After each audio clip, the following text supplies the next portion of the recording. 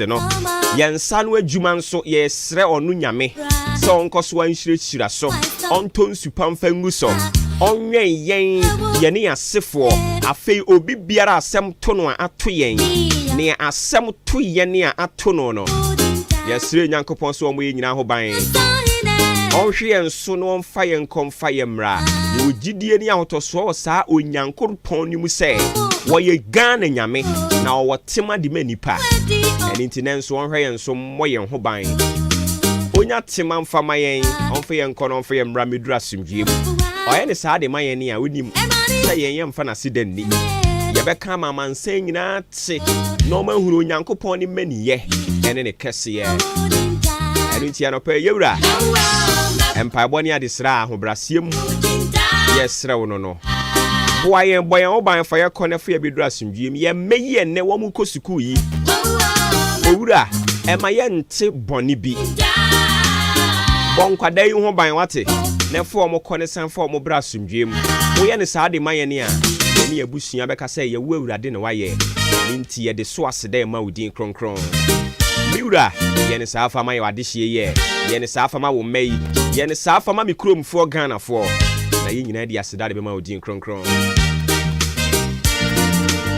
ya wie ne saa no na me ka kire wo se fa akukuduro ne fa sorry free kete so adwuma bi esi wani so ba bi a wo pesa wo kɔ a edi nkonimdie ne yedie bebrɛ wo enna entwe ntoma ne nkuru wo ho na miminim da kyɛn wo na nso so yete ha ya sesa nsuo nwuru agu yɛn ho ɛne aba betena ha no mo for God and country yaba ɛsom ne pa kyɛw open yi a wo brɛ ɛne nti sorry anopa yi for wo ho so sorry na fe fa bibi si wani so na sorry free ketane so na ka kire wo ho se ma bompa ya sira wurade odi jafa dum ni bedi manim semurunkum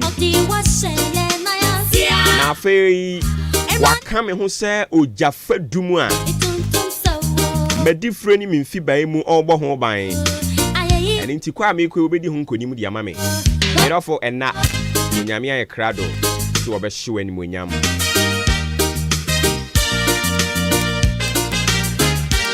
yamfa ofra mi oboba ofori amanfo anopa yi onyankopon de yankwa ache yen eni nti na wote yen ka no yes beto osum kese ne so for God and country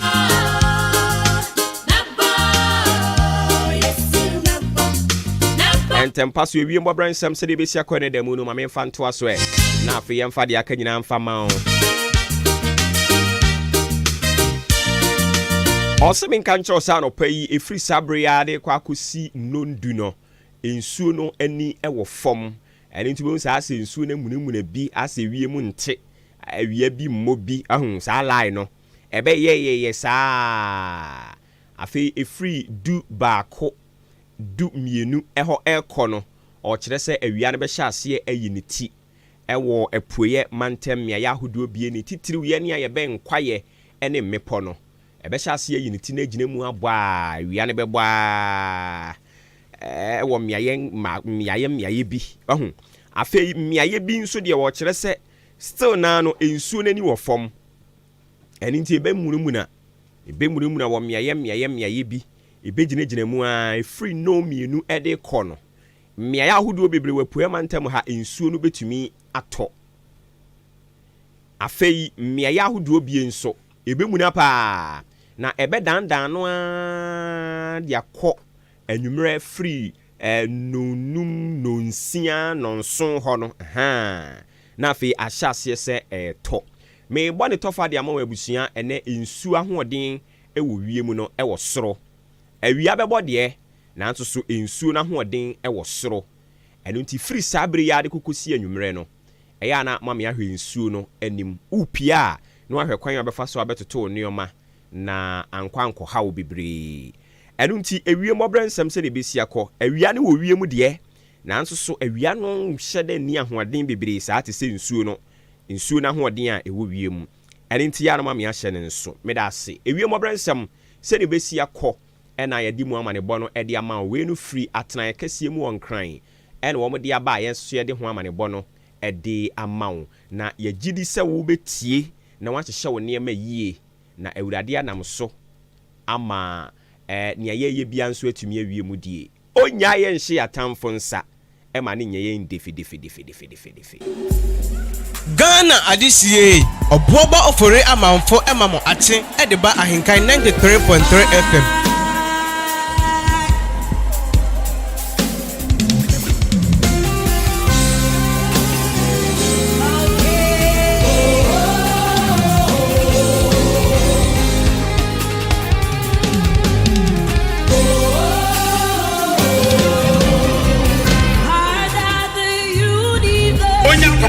Frama ayena bofo inti sana frama eboyina abofo nem erade ma na bofo kokoma se wiye bibi she baby a frama eboy ebowura hokoyi wade ama amen.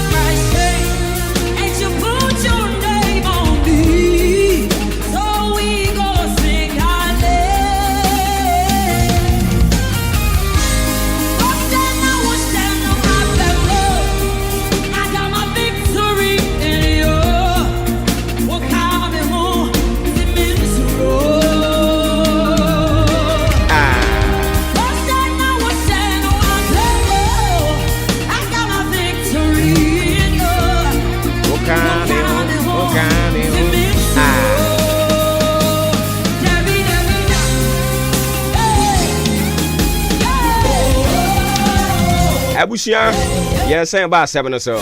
Near Baby Demon Commodia Ma. Come for me, Chiamu. Na Mohoya, dear. Na more store handswear. Also, Mohoya, yet the Yamia say.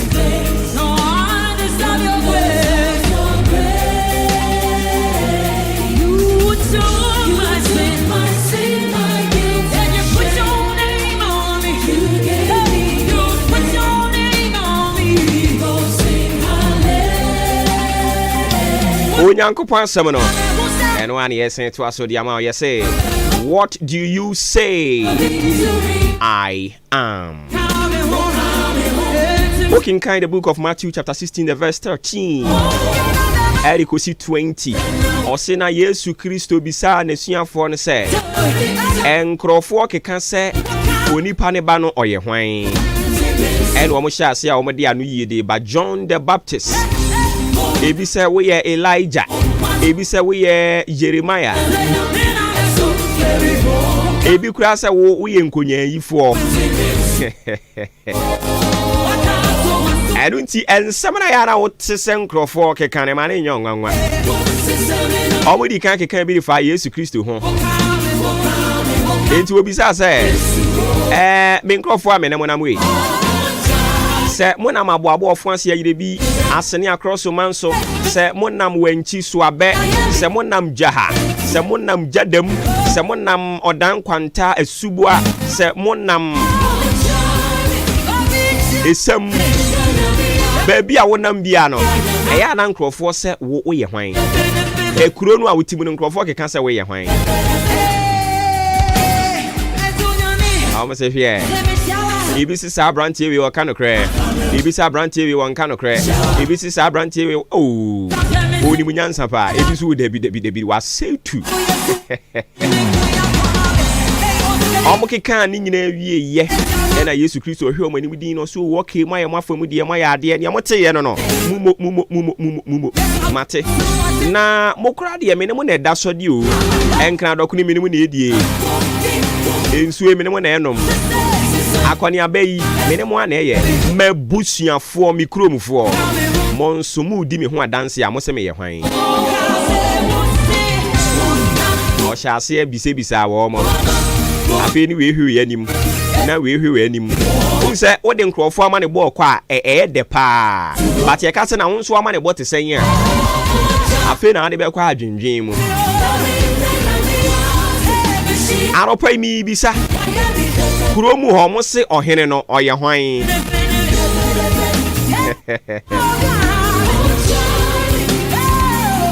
Ye nyina betimi adi ohene ne ho adanse e. Ana adanse die na beko sen mo se oye hwan. Na ena no asem bi siye e wo Bible nim. Eno na mepese ye twe nyina adwen de koso kakra na edi mu nkomo.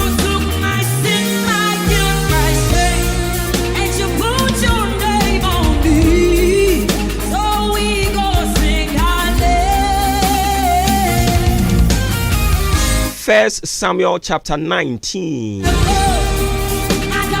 Hold on, ye call Samuel ngoma ye dikan. Eti edu enkonon. Mienu back in kind ye free. Verse 1 no de akosi 4. Yan hwe de wo hwe. As usual, making kind ye free the King James Bible version. Makato say eno no brofo no say no ma choro na eme de pa.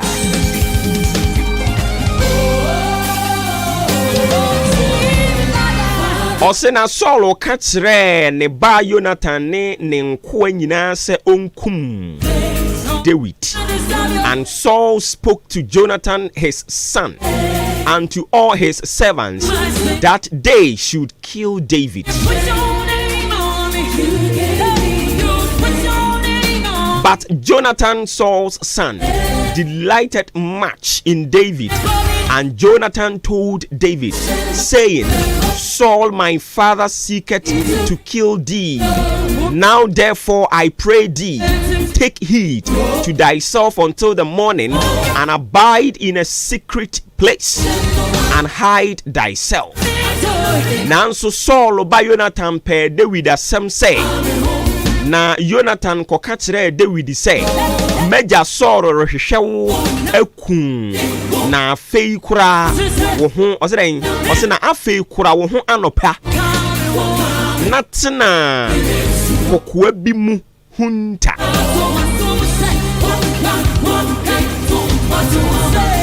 Verse 3.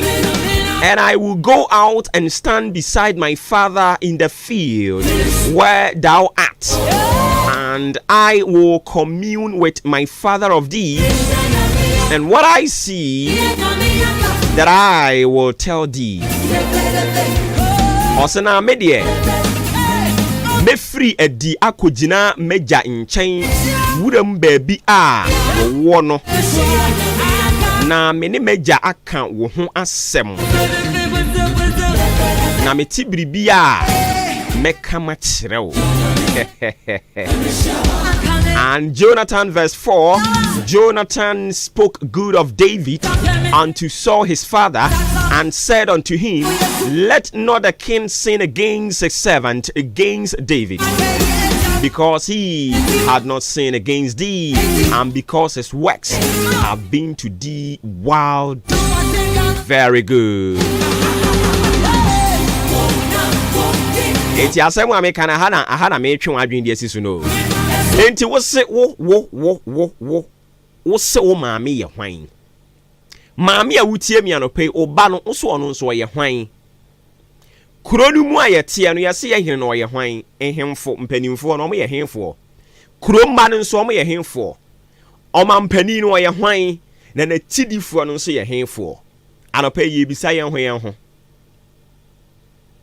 Ti asemu a Jonathan kan ye de fa David hu. Osina Jonathan edo David. Eninti poboni a wote se wo bo ni tiri so no. Entempa so no koyi na so tiri se opani kase me nua no. Me papa dwen a wafdwen afa wo hu ni. Na minim se wo ye ni papa pa. Unim se obo ba wo ye hwan. Osina me de minim se wo ye ni papa pa. Eninti ni ebekɔ so bia na meba be kan kire wo na wabra okɔ ya osan ne papa ekokodi David ho nkomo no osan di David ho adanse pa de kireye se mudi nkomo na midin pie mu a eya asembe na wo ka e de kire nkrofo ti ha se wudi nkomo na baba awa no a oti mu kuro no ati ho no sɛ ne din bepie mu a sɛ wo din nkɔmɔ na wo ba bi din bepie mu a o maame din bepie mu a o papa din bepie mu a o boss din bepie mu a o kunu din bepie mu a o yiri din bepie mu a ɛyɛ asɛm bɛn ɛna wo ka ɛde fa ne ho wo so wɔ yɛ hwan na tie hai Jonathan de asɛm a ɔka yɛ ne sɛ me papa mesra wo abrantie David a wo pɛ sɛ odi ne bɔne no wɔnyɛ hwee David no wɔyɛ ni papa pa o wɔyɛ ni papa pa wɔyɛ ni papa pa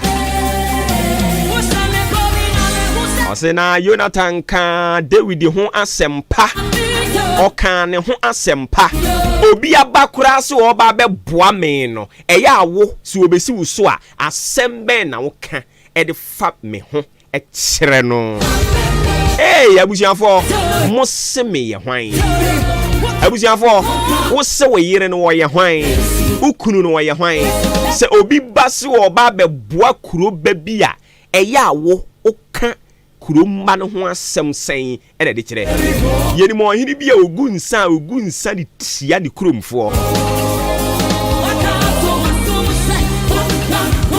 obu a ɔsɔfo bi a ɔbɔ mpae ɔbɔne tia ɔse na Jonathan di David ho asɛmpa ɔka ne ho asɛmpa de kyerɛ ne papa so ɔpani me papa ne ho minim sɛ nea woyɛ nyinaa woyɛ de amamedeɛ because meme ne the straight higher to your throne upright to your throne ɛyɛ me I know very well but opani akwadaa yi a wopɛ sɛ wokum no ɛma me ba bɛdi hene no saa brantia no ɔnyɛ ahwe o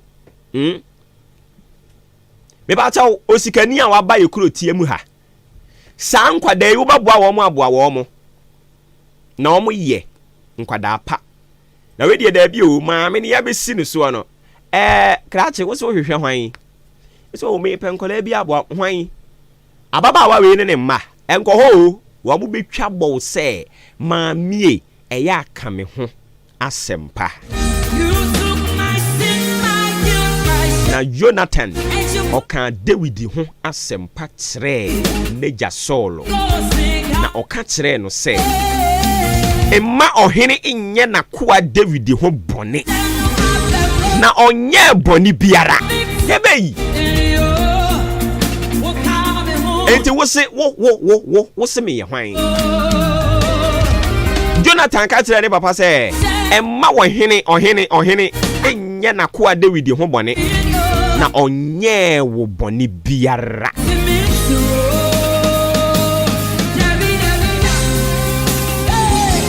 ɔse na ne neyɛ nso ayɛ wo yie pii enti o keka kyerɛ nkrɔfoɔ sɛ memenyɛ o ka kyerɛ nkrɔfoɔ wo sɛ me wo tɔn me ayɛnu nti obotae nyina sɛ wo mpɛ sɛ obi aba bɛboa me no enti wo ntena ase nkae sɛ mensoma konsu ama wo da mensoma yɛ biribi ama wo da mensoma mo asere da papa enti menye biribi ma wo da adwuma yi mu a enne akatua ntu mu aba wo sɛ wotu mu ma me a afe na wo bɛkae me suwa ne me ban bi am da na die we ya aba bɛsra akatua ntu mu yi ɛna no krampo yɛ ka sɛ bra bɛ adwuma na atwetwe na ase yɛ aduane ne suwa no maamefuo yi wano aduane na bia nkwadaa ne bɛdie no ɔse bɛsɛ omgye wo mpa adwuma no uhu na aduane dia na wo mmoa na ka ne ho bɛsɛ omgye enye saa na kwadaa no wasoma no amana kɔtɔ nkyina ma ɔpɛn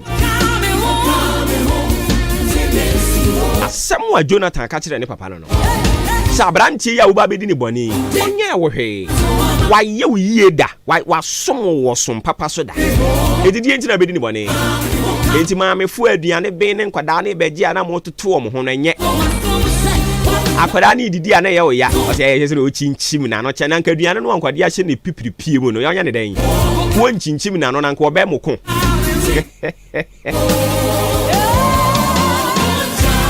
o se na ode ne krato ne nsam kokum Filistini no enti na Jonathan exre se ne papa wura fi adoye ene ahofama na se ne papa Saul ewure fi who David was and I say who David is na ne ba no was giving reference to David ye dwuma bi a woye ni bire bi Philistine okokohwinin dwedwenchie no a osori ye na dwene se wo kasa ede atie nyame ma no eye saa David yi eye saa kwadaa yi wo se wo boa no a wo se wo moa no wo sika a watena so wo se wo boa no a wo moa no saa baba wa no a wo se wutumi ma kwan bi biema no unim pefe papa abrante no akwadaa no maame no sister no bra no wo se wutumi boa no na baabi awurade aka so ode ni beduru no ode na duru ntantam saa abrante ya wo se wo moa no eye saa wo no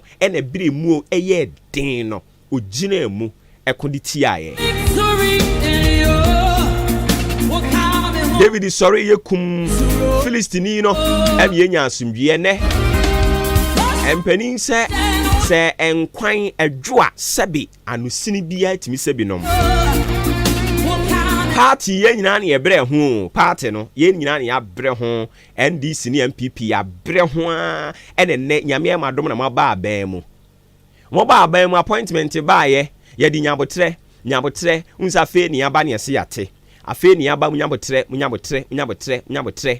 ene yedi abotre ne yetete ho saa ena first time ni kogu ye amu nim se adwuma ye ba ye beto ye na edin ahun krofo no se wo man no ene nti afe ni ye toto munyabotre monsa mfa mfie na nkan ye ho ene edi mfie na kan krofo yi ho ene na yen party fo ya ye brei na ebinim na mafrom na ebinim na mesum ene ye kansam en sorry them ni ye twiadapa ye si da bi da ye beka na ho nsempa de akira mansan ene ye koso an ye ball party hu dawura ene Ghana fo ye moa adom 2020 omusan toa ye so ene ye wo aban mu honorable o kan se obeboa mi na kosi sen mu nkoso enya botre ene aka busumi numpe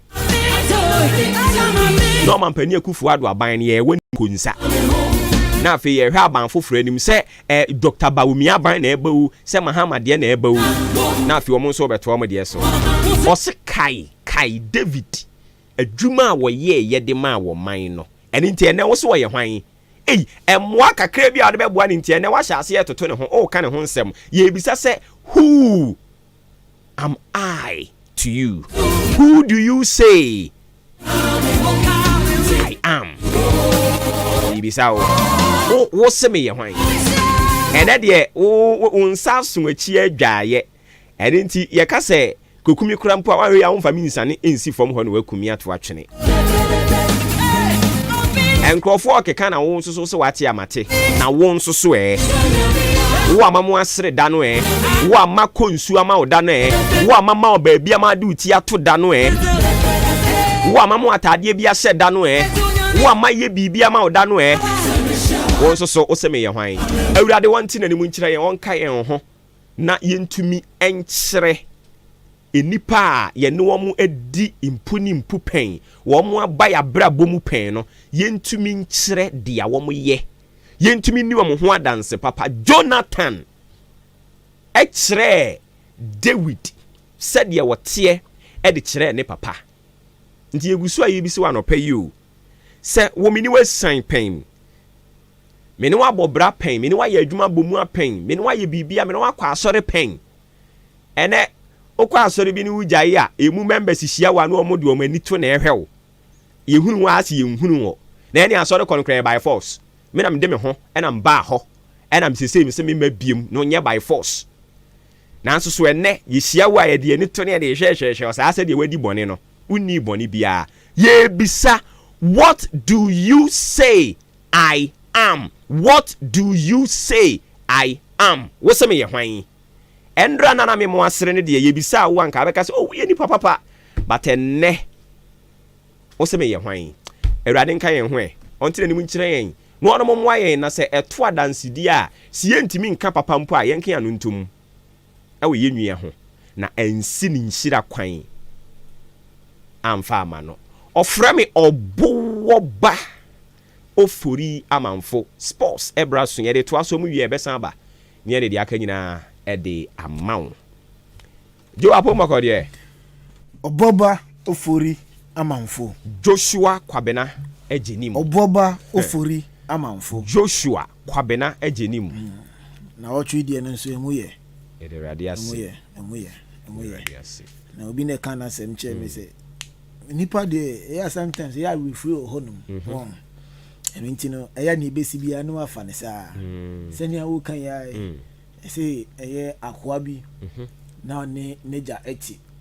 Wa 7 neja na be say 15 years. 15 years. Yes. Mfie dunum. One na tena bibia nsi ede bia neja ne bona baso o ya de. O bo homodin twaso ebe ye. Neja ne penasem. Na me say one day bi mra bi e wo fie. Eno kobuso. Obuso no. Neja ne ka che ne say emra ya wo busu yi de.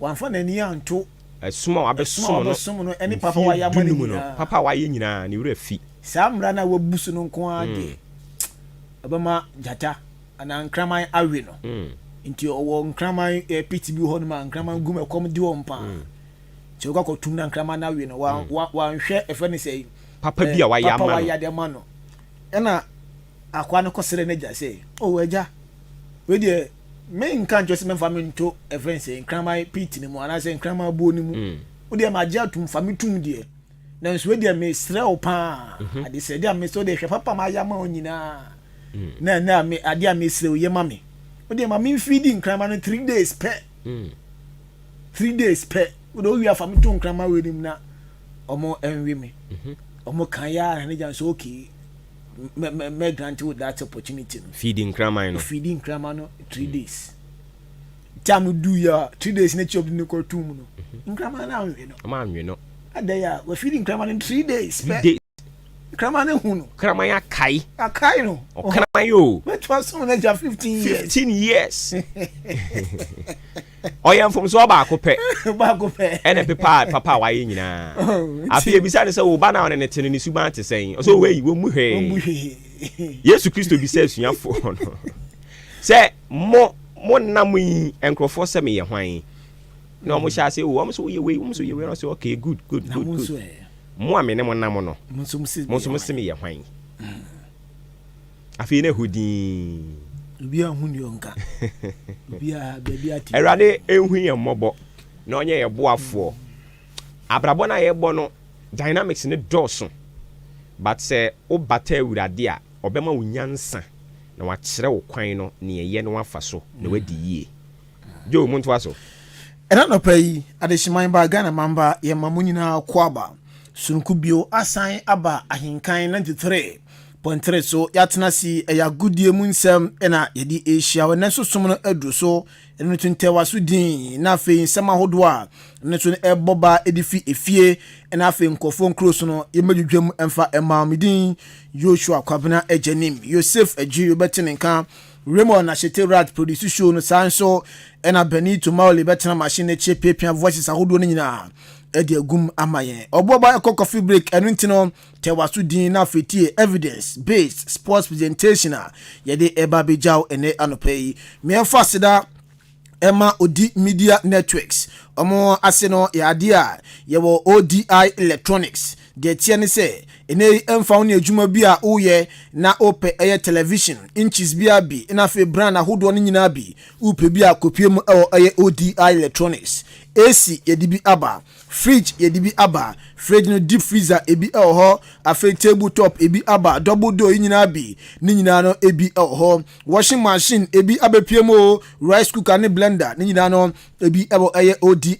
Electronics afa ceiling fan electric iron TV wall mount ni nyina no kopiem eye ODI Electronics yedibi aba no tutum kai na kwajo de na bibia enko kama emfa ema asemda ewom ni se wono unkita scan nyina na momu kita scan halfa yesi fabra o de ba yebeje ato ho na afia di product na ede ama sefa kofi na ko yusu no 3 months na o de atua na bibia nso akokama ede ama wo hwe achi akonya yane MTTU police station service no ena nei ebo ehwenim enu ntino fe number yi na oni ending komo ewo nei nkomo aka wachi nyina 053 9500 514 053 9500 514 na onye enso edi nkomo na wabeju home appliances ni bi na wako use na bibia nso akokama edi amount K Afrani Enterprise Kobi Esebra ene ukita ka nkuto bi na ukita na se tipa trucks na ukita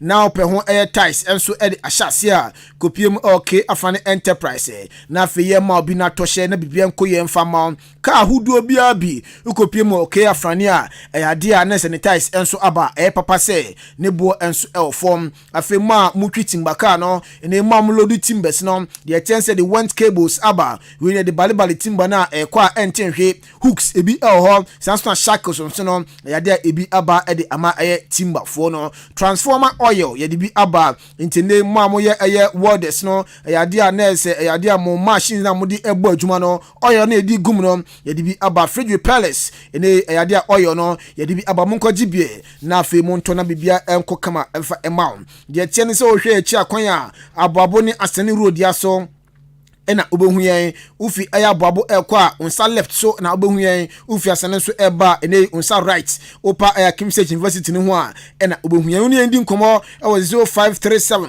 997 412 0537 997 412 new edibiasi fitamu before the forest no ena obehu yen 054 288 9071 054 288 9071 na one K Afrani Enterprise edi enkomo Festus Enterprise enso sebra ene ye delay with a multi TV decoder DSTV Star Times Canal Plus HD Plus and as a combo mpura ope ato ayusu a bepiemu ewo eye Festus Enterprise na ye mabi na to obepima chem dan nwa yakachipa na oba bunya satellite na fe terrestrial decoders a eni eda on ma airsign abodwam retenten edi amount TV brand biabi ebi aba Hisense Asando LG and Samsung ebi ewo aye Festus Enterprise TV wall mount decoder stands ebi ewo remote controller TV there decoder there ni nyina ebi aye available ewo aye Festus Enterprise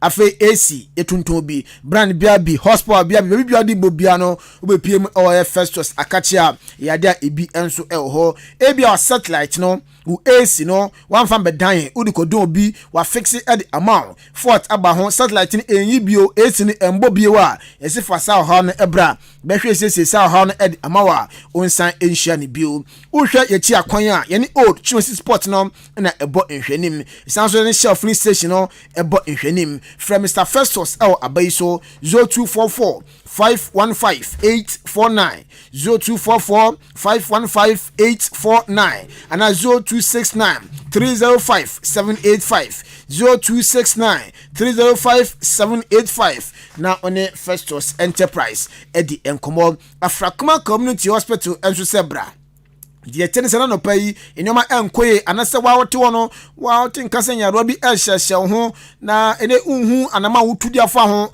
wano ho aduro sa enko akon hospital sa enko yeso se kona kopie mu ewo eye Afrakuma Community Hospital na afi yehwe entu nyaro na se nyina emfa ema achim no enu enya achim da we ne eye ankrai na se nka West Municipality ni mu ehonum ena bohu ye Amasama Stadium Road ehonum ene ewo obepie mu yakachi a your doctors atechom ye nurses for na fe midwives a omahwe asaw yare mo yare wanyina enso aira OPD lab theater labor ward ni children's ward nyina no ebi ewo eye Afrakuma Community Hospital ntin saw yare dia kona kopie me na fe nhwe ensa yare wanyina emfa emode chen se adwuma 24/7 de empon na etwe na etete wo henia ina bu anim kufu unhu na mo bia otu da fa ho a bepie mu ewo eye Afrakuma Community Hospital your doctor onim etwe yi a obayi utwe ede amawa ohaw ne fie enso ebeye din free number eswe na onye ending komaka weche na 059 700 5963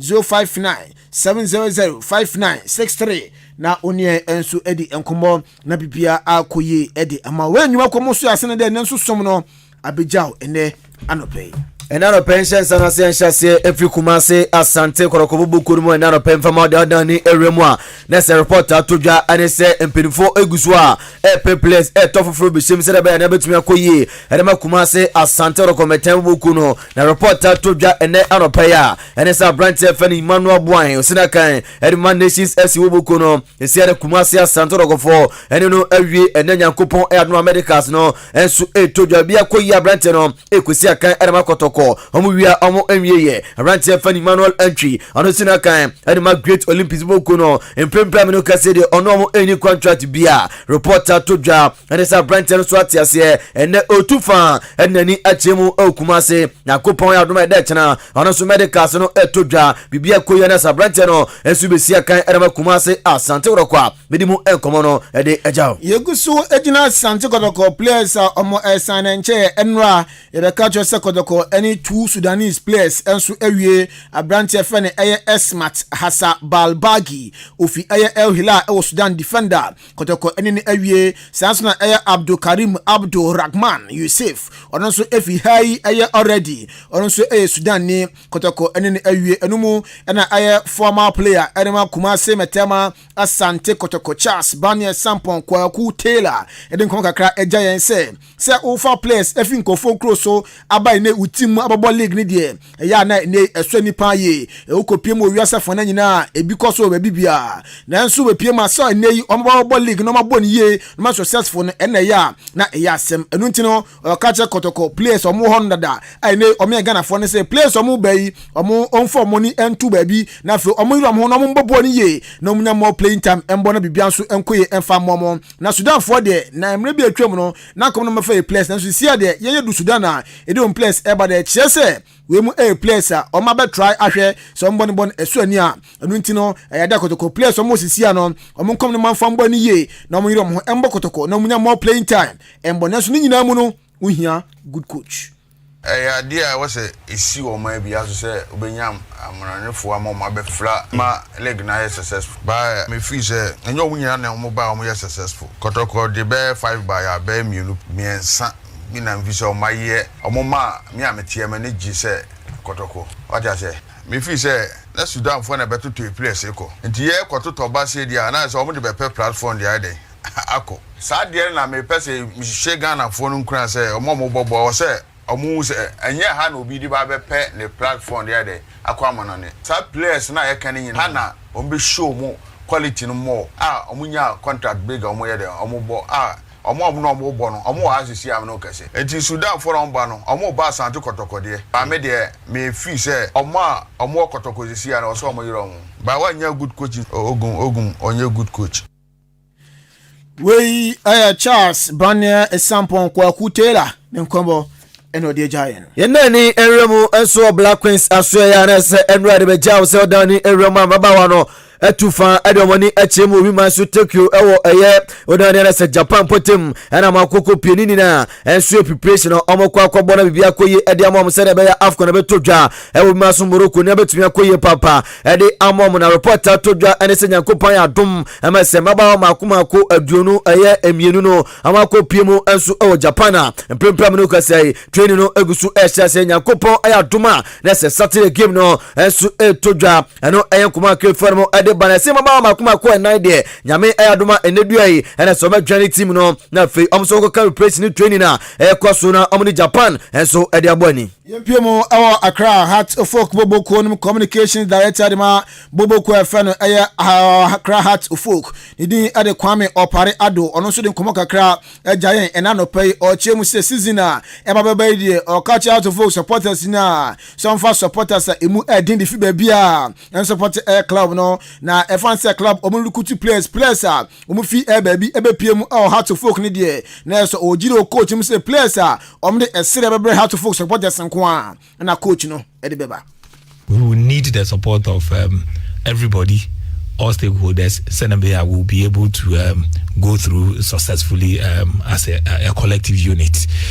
And the minimum supporters also want to hear something about recruitment. What I will tell them is that coach I imagine say they will be able to augment the squad. Senebeya next season will put up excellent representation befitting House of Okuno. So it will come. Obianya Abutre as and when everything is done, we'll continue to let the supporters get it. But we can only let them understand that there will be smiles on our faces as a team. We Kasamafo Edma Accra Hearts of Folk.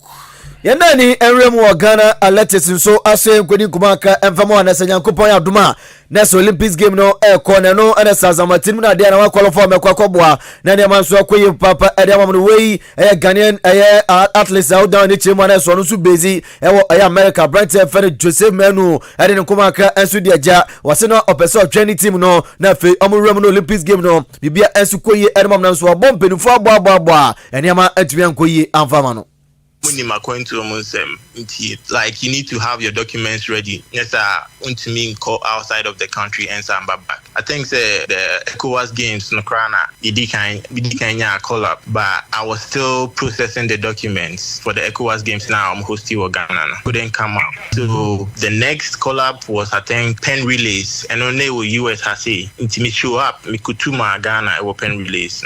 Our next competition was the world relays at Bahamas, which they actually needed me, but they hadn't finalized my process yet, so I couldn't go. And I've been in touch with the Ghana Athletics Association throughout the whole process, so they know my situation, so they know what's going on with me. And the African Championships now moved to Cameroon and so. That same week, I almost started a competition. Almost approval my travel documents. The man, it was right in between that. Until too late for me to join the team. And yes, me trying for Olympics.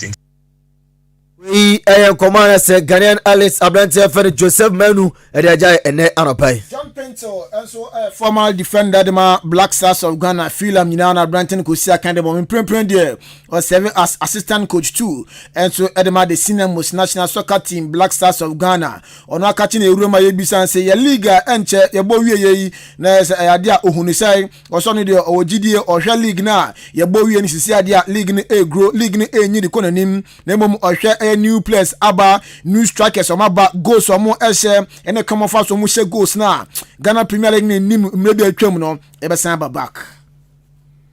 Oh, what I can say is summarize it is growing.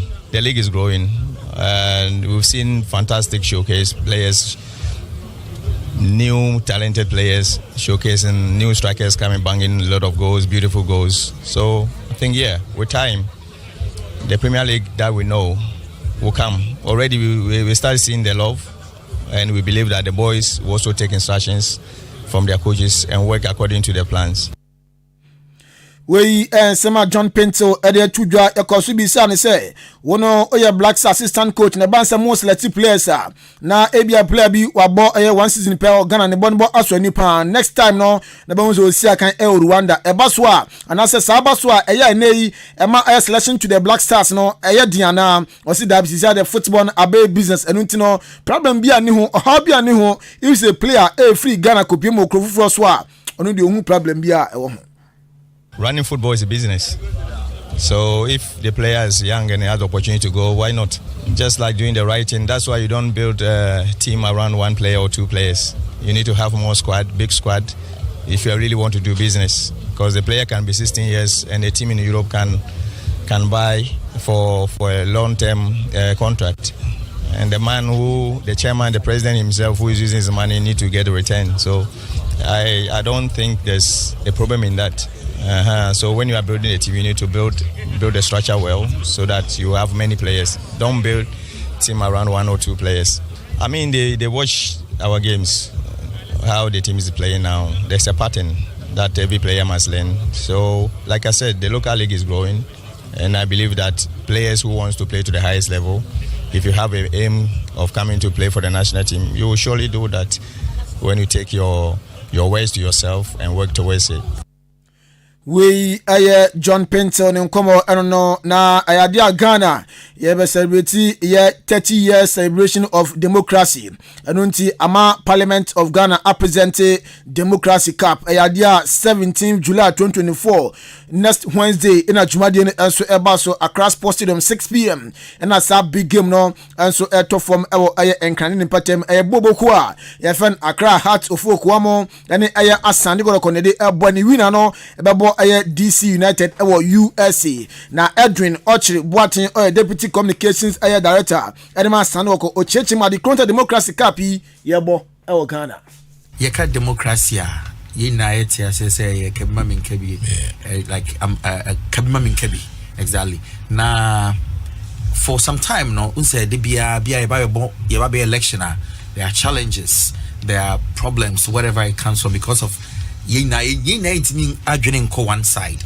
and for that matter na be do election and there's so much tension now so Ghana so baby anytime there's a big match and I say boss soccer match a very big one no and bringing the people together right and organizers in the parliament for decided say now they want to talk to they want to promote peace or democracy through football and that's the reason why everybody whether I like football or not Ghana the democracy so far all this while no and nunti ena ye bobo sa match we are former Deputy Communication Director ma Kumase Betema Sanworoko Nenkoma also Adidafa Democracy Cup 17th July next Wednesday Ebaso Accra Sports Stadium no yenani enkwamano ne nyankopon eduma irosunu enso ehyasia na uremwane se eye run of one se eye semi finals game no enso ekwaso nyankopon eduma 7 p.m. and Spain etna ho enso ere omaya ye friend France e dia boni away e game no be die papa nyankopon eduma de etna 7 p.m. no England enso Netherlands e de boni Manchester United say players in Wotwe Ombatom, the Tiani say Abrante Fen Mason Green dear. Reporter Eban said 27 million pounds move no Yabaswanisa or Yadwan Bubu Kwefen Olympic Marseille, also our French League anymore. The United say players who didn't do sway, there Akunya Biba, Ombatom, never no five players who Fabi PM or team no Abrante Fen Donny van der Beek, Nehokika, Mason Green dear, almost on Amconso or Olympic Marseille, Jadin Sancho, so Bako, and Abrante Fen Victor Lindelof, so no, almost when your interest. Galatasaray ina fe Fenerbahce mu West Ham ene omoso manya interest wa Abrante Fen Aaron Wan-Bissaka ntina hwa ono nso obeko afe Fakando Pedestri ono nso e play second by United na Urban se Real Valladolid enso show interest e wonimu Casemiro de yes Abrante 375 million pounds a week bi ojiku ni botom our United nanso no ne ball no asensia de e kofom obviously teams our Saudi Pro League ni ma omo pa Abrante Fen e Casemiro ntina hwa ono nso ometon no ed amamu Scott McTominay and so a player the United reporter Eban say film na for Everton show interest our brand in mo ntin ansha na say ombetom say place where the United say mo pa brantia even Matthias De Ligt after Gerard Brantwich and after brantia even Joshua Zezi from Bologna and after no chema omsom kopimo PJ Manuel Ogate omobetono na no enkomono ene chesa Brent Feno Gerard Brantwich no ene nyankopon yadman penufo ene no kwakodi nkomo na omsem din kan the bid ba kwakwo ya niam nkoyi for Manchester United ene nyankopon yadman sara another bid no ewramu ewo Everton so ene Everton the 50 million pounds ene somebody to Brent etisu a so Manchester United tweet ene so be se kan ene ma boboku no Chelsea egusu amoto Abrante Fen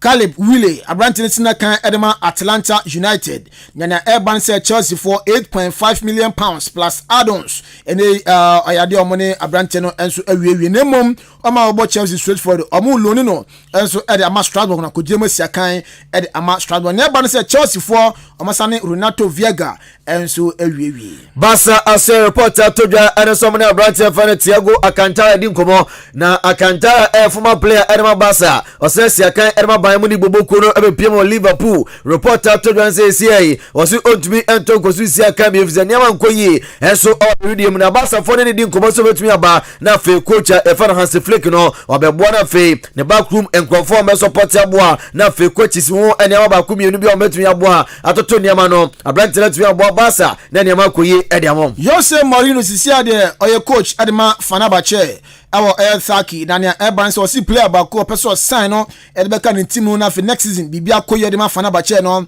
Abrante fan Alan St Maximin na Alan St Maximin Abrante no se bon onimbodo do na ono Jose Mourinho oni player na edi nkomo player na atiase fana ba che enso atiase akase ne club menu nyina enso e ba agree na for Abrante fan Alan St Maximin no adwane e fana ba che no ni Jose Mourinho enso akoye ejuma kwara mzen fencing no mami chia sister Becky Forsen so otie come on fire yedisia captain in the morning twaso ewia drive nation dey update akanyina enso ababeja was midin Joshua kwapene jenim Yosef Fajiri otini kan Raymond Asete Rat Benito Mali epian voice no egum edemaye captain in the morning Abobo for manfo is back from the coffee break and wintino or twaso community manondu ebebo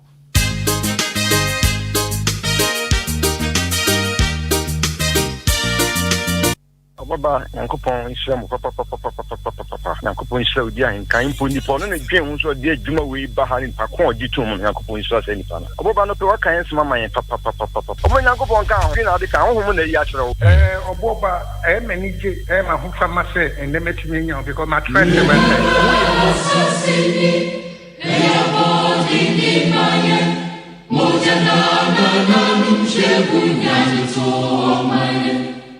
Little so say a bay and so in your house, so to planning your Pacific Omega, Eddie and Ramuta, my innocence, you won't have to say. Omano Saviano, yes, at house, Oma for Brad, Omano Saviano. Seriyo, yes, and house, for brandless Arise, stand the youth for your country. The nation demands your devotion. Let us all unite to uphold her and make her great and strong. Arise, stand the youth. Demands your devotion. Let us all unite to uphold her and make her great and strong. We are all equal. We are all equal. We are all equal in building a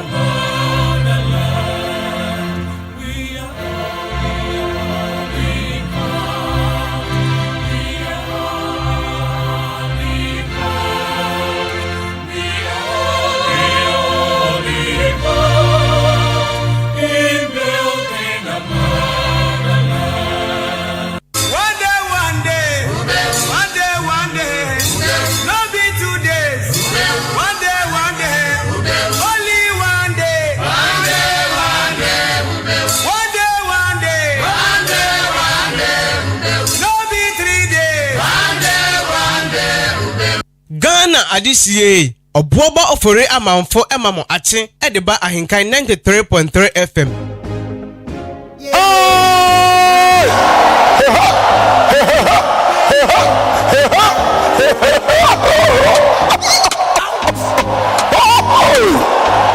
Resurrection.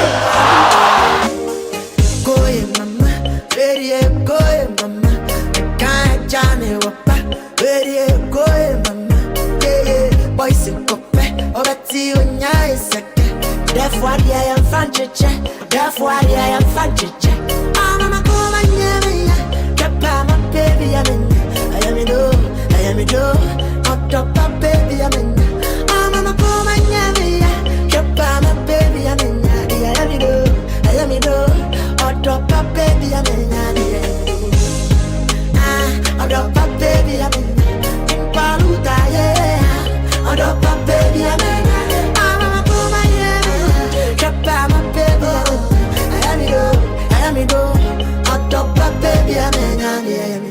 I am a down, oh I am a down.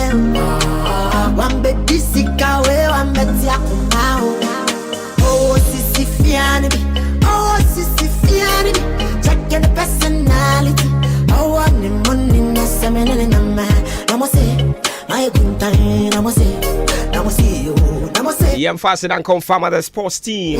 Joshua, Kwabena Ejini, Kofi Ejiri, Ben Mauli, Yedong Asibi Brea Twasoha. Simediana Pepe na Wapano Panon Soho. Machi, and only Jumedi Nidin, or Fremi or Boba. Ofori Amanfo. Yeah, that's what I think when you boom. You did media in what media man. Why drink your beach media trying our Facebook and I said YouTube. Ahenkan 93.3. Diana dia twaye ho.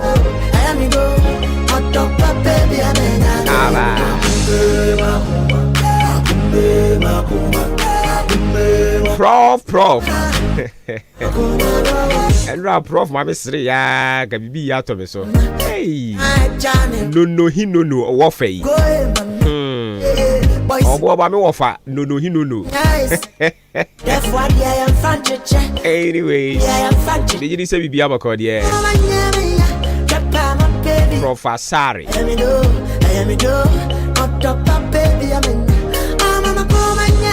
So switching to the brighter side of life.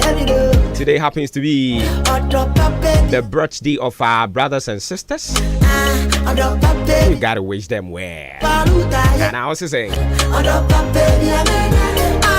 So let me start with this one. Nana Buampong. Nana Buampong is your birthday today. A glorious, happy birthday. Going out to you. And also to Al-Hassan Jabel. Al-Hassan Jabel. It's your birthday. Achene Kwame. Achene. Oh, yeah, Drobani. Achene. I don't pay me more Kwame. Da Kwam. Unyanko to Unkwam. Assalamu alaikum Inusa Tahiru. Ene wawoda. Ayade Inusa Tahiru. Happy birthday. Going out to you. And then the final one to you, Mensan Richmond. Happy birthday. And confirm out. And also to the thousands of people celebrating their birthday around the globe. Unyankopon kamu nyina mo hona makoma so ade wontumi hwe na mremu emamo. Woda chinti what wasum.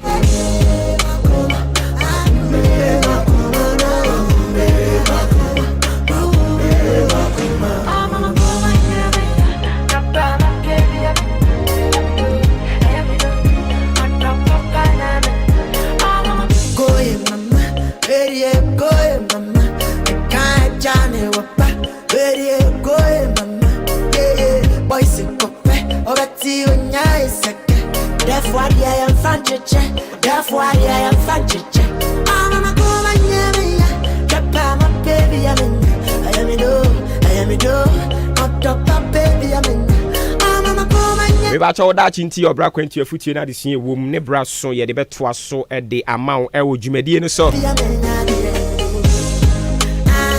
anti adwoa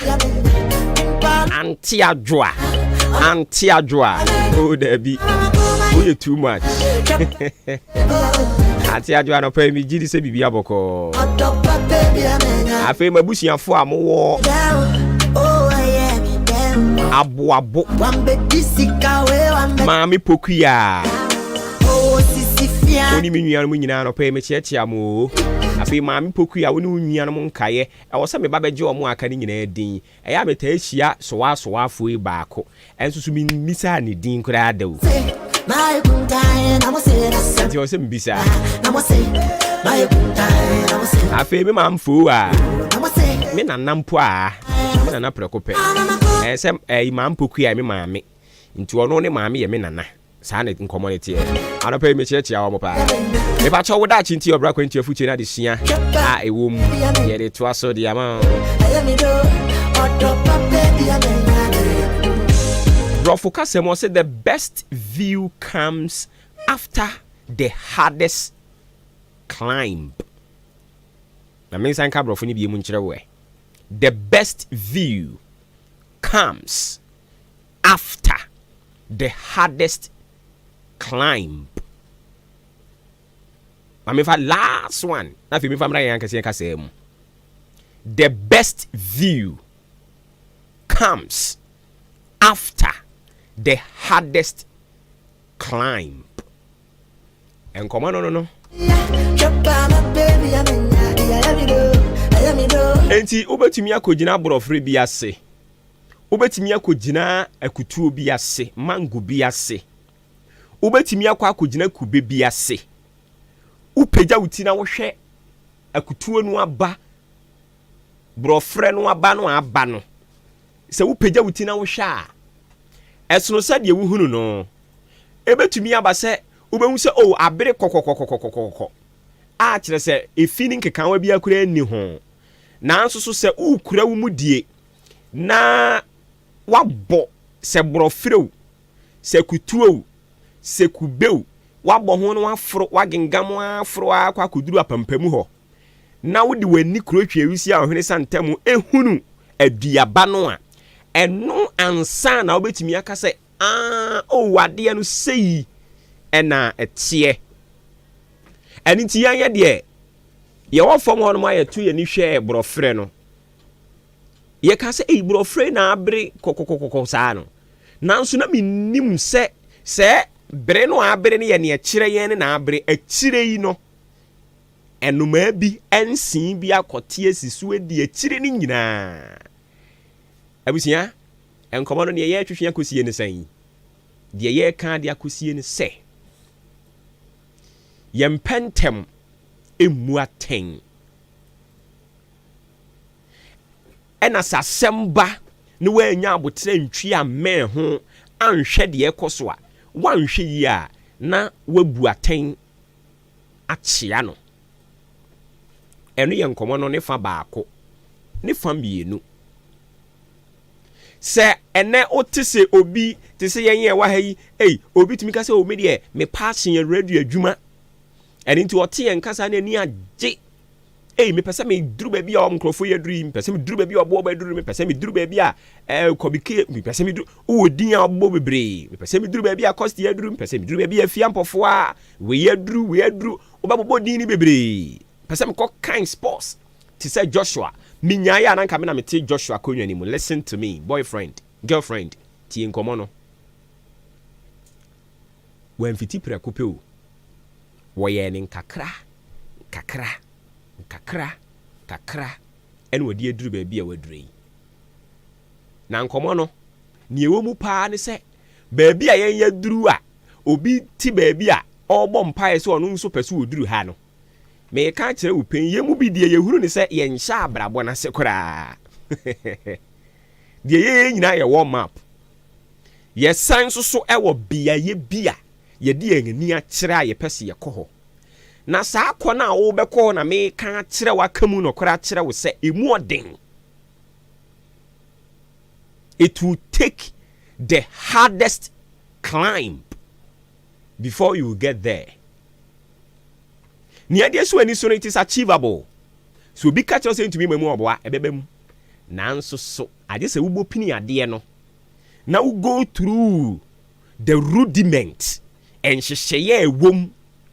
Udi ni nyina so ufiriwei na akowei ufiriwei no akọ ne bere wo ho ase fama enhyehyeye no. Humble yourself for the principles and the rules of the game before you'll be able to get to where you have envisioned. Medofo adwuma wom ne ade esi wani so bia bebam na mum ansa na obeduru wonu ahunu se ne tie ade na afo na mpesa me be MP na mpesa me okay I was say me call primaries I was say me call come in some was say me call TSK was say me fa ha oye ni nyina wi ansa na be hu se se MP ni die no ede se MP ni die no nyede se assembly ni die no ede ena me no ka say bebre no ayato aba ma wo sa ede ama wo sa assembly members bebre no anu mo ho sisi a me no ka say you know why no mo nya ndru ho nti no mo ka ase say eye bread and butter no mo ka say eye Britain bottom breasted no mo nim say emu odin sa eno mo duru ho no mo nu say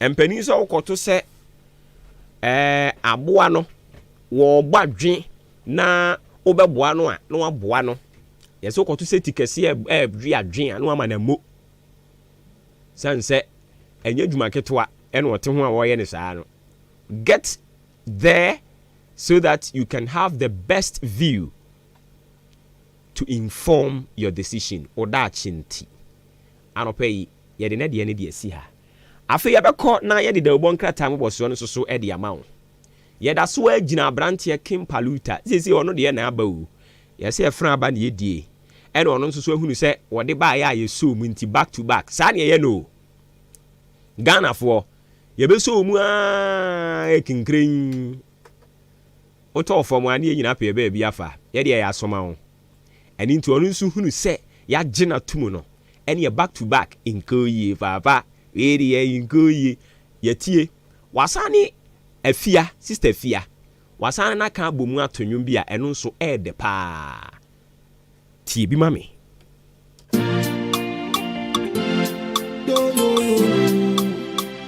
Ghana adisiye obuoba ofore amanfo emamo ate edeba ahenkan 93.3 FM. From boy my lazy, my chimney daisy, a human lazy, that fubeti, but still we make it, boys I have an issue, and so I have boys I have an issue, and so I have employer you fresica, every day you fresica, vampire you fresica, why do my fresica, more money.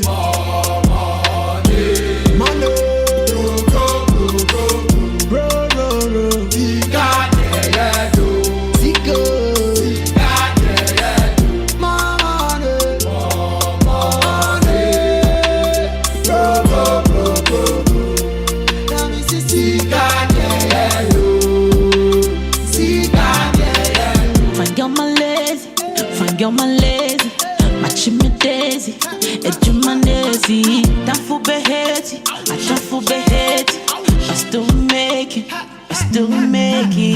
Girls I buy any shit, na so ya be mumbuda. Girls I buy any show, na so ya be mumbuda. Yemponya ye fresika, every day ye fresika, vampire ye fresika, why do my fresika?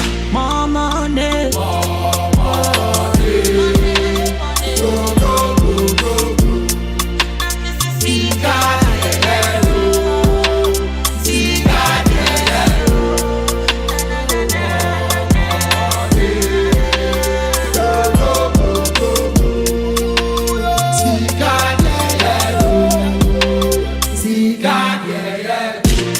Sikaye benye bia kofi, sikaye benye bia bakoshi. Epe sikane inkwatintia ye dibedie. Don't trust again and as a katarasha wataswa with the gumkura wunsurachiri. Nanati. Boys I buy any show, and so ya bembuta. Kim Paluta na mini show, and so my bembuta. Employer you fresica, every day you fresica. Vampire you fresica, why do my fresica? More money.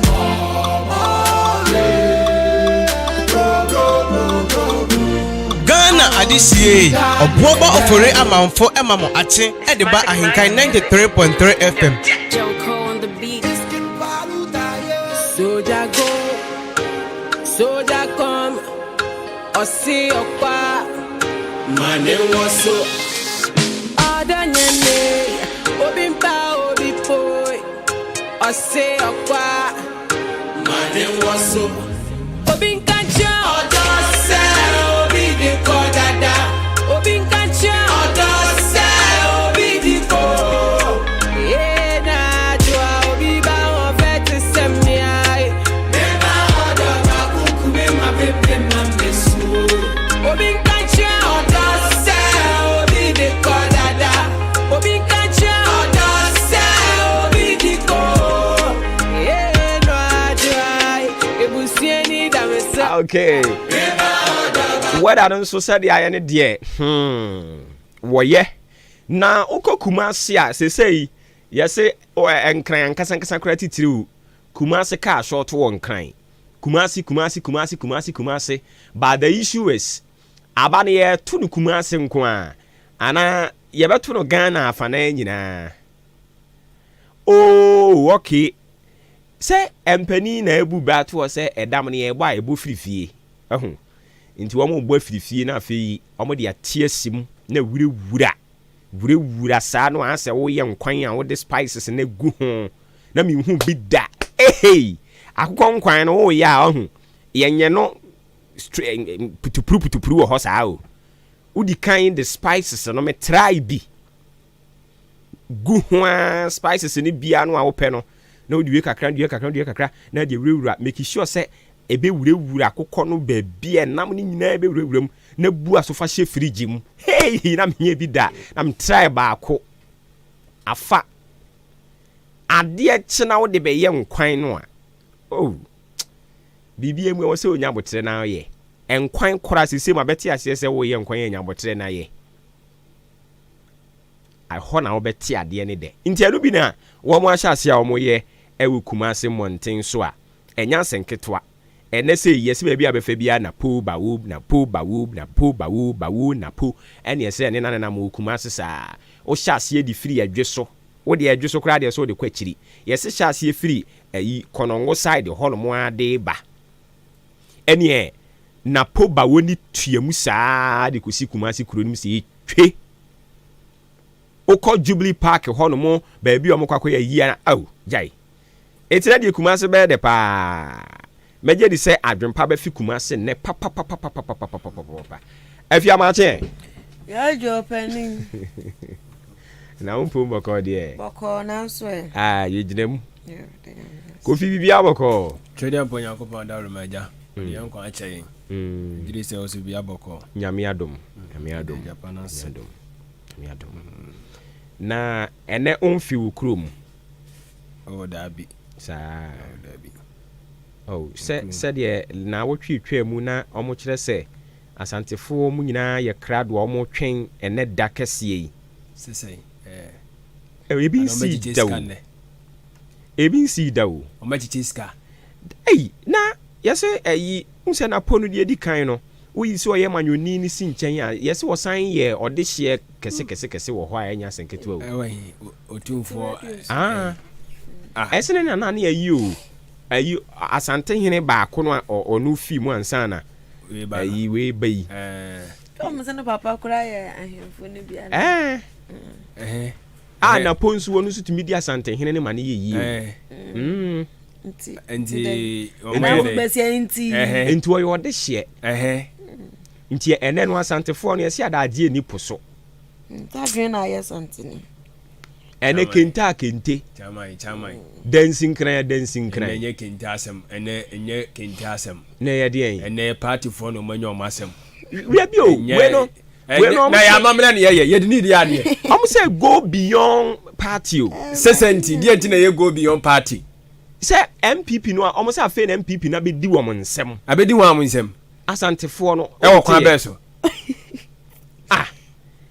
na se ayi obi bi wo mu a ye nsisiw ada bi na MPP executive na party ni omo dia secretary no ye wo free hin de bi na se ya no ayi na po na bebro secretary ni so o ye rebru secretary ni so o ye running mate o she o ye running mate you party ni ye ka party omo ye omo dia secretary sa party no ye ka party a ye secretary e una say duru ba bi nso obetumi ekura tumi nso ka sa na poni ni tumi na be kwa hin vice president na wonti ya no mo na vice president ye nya bi o tiem se wo ye mate ni e ma no kwan ma ne nya de o keka no wonti Ghana ha eno o ye den sa Baumia be ye vice president no wo tumi 1 PP so ena se no wakasa no mutie pa wo den no wakasa no mutie nya na se wo kan na se party executives no se ntwaso mu aye mfa nko ba bian ebu okra akakra ye pa ye be fa ye pa ye mfa oni se napo oni se chairman oni se no analysis be na ya enye no asem bi ani chairman oni se party ya ga party omo ya dia secretary Sa. Onu krampo ye onya ayi kura ya anya hwehwe ni mu bia wai. Ye ka obi a onu wo firi empempen otumfo ote akunya so. Won mo pipi mo som otumfo a secretary ayi kodua. Kodua. Ye ka omu firi ahimfie a na omo som otumfo a kodua ka ho. Na po ka ho. O ka ho so so enne omo som pa ye nim wo mo se omo som wo opemso so no. Justin Kodua da be no hu se ayi otumfo agbodwa na wa hu se ye ka ne sei na po kwade obekọ but say amamre wode ne hu hyem obetumi de ne hu ahyem ento ye mi hu na yi chamai ya mi hu na yi we nya go beyond ayam asante amamre bia obi akọ we asante no wa asante mamu a wo bibia akọ ya obenya bibia di akọpẹ waduma ye nkwase mre wo ho na ho any miracle on beton party ni nioma entiano no ko no makojuda ko yo business wo ho na business apai ko ye business ya be mo bibia di ko jejina o keke ko che wo se bu ko yi flag bia wie ko da kom obetimi akọ ko sia ni moko wo ko ye business dia me no ya adwene but nko onum se wo ko onum adaya yesi na po ya asantini na wo be ye reanimate obeda kom Dennis Miracle seven kan chiro say asante fond omo e krado so on beye dia okeken nyina omo beye ni beye me semetia ale na me nsore nko o se asante ni bia ni ho no beda obeda ho den ya ne bu afu MPP aban inti wo da a won sore nko to aba ade oda be nde na o se sante ni bia ni ho no beda na batonya ada asante fon kwa beto o se MPP no ni asante man asante man no ni MPP ene yede oh na se asante fo asante man ene ka so muntie no se asante man ankoto aba no a MPP be lose omunim sa obi se MPP be lose eto omunim sa you omunim sa asante man ankoto aba no be lose ese no mo so di mpuntu akọ ene ka sa kiro mo mu omo de dey oh come on omo de dey mpuntu akwa asante obo eya sa ma mo fasa debate we ma na mo yesa wa hwe ye wa batu biremu ye be gu krofo animu ase ama maka se ye sa abu agom aduanim ba na nya sa netie dabi o na se wo pe abanya oba ye wadi asante mahwiam a eye MPP abanya pempe wote so yi adentia en ye de ne wa ya ma asante man na wo ka se de no nya de me beka bia o ma me nka sei kan wo de akika bo fa list ne bra baako ukohwe ayi wo friend say me yada ni regional minister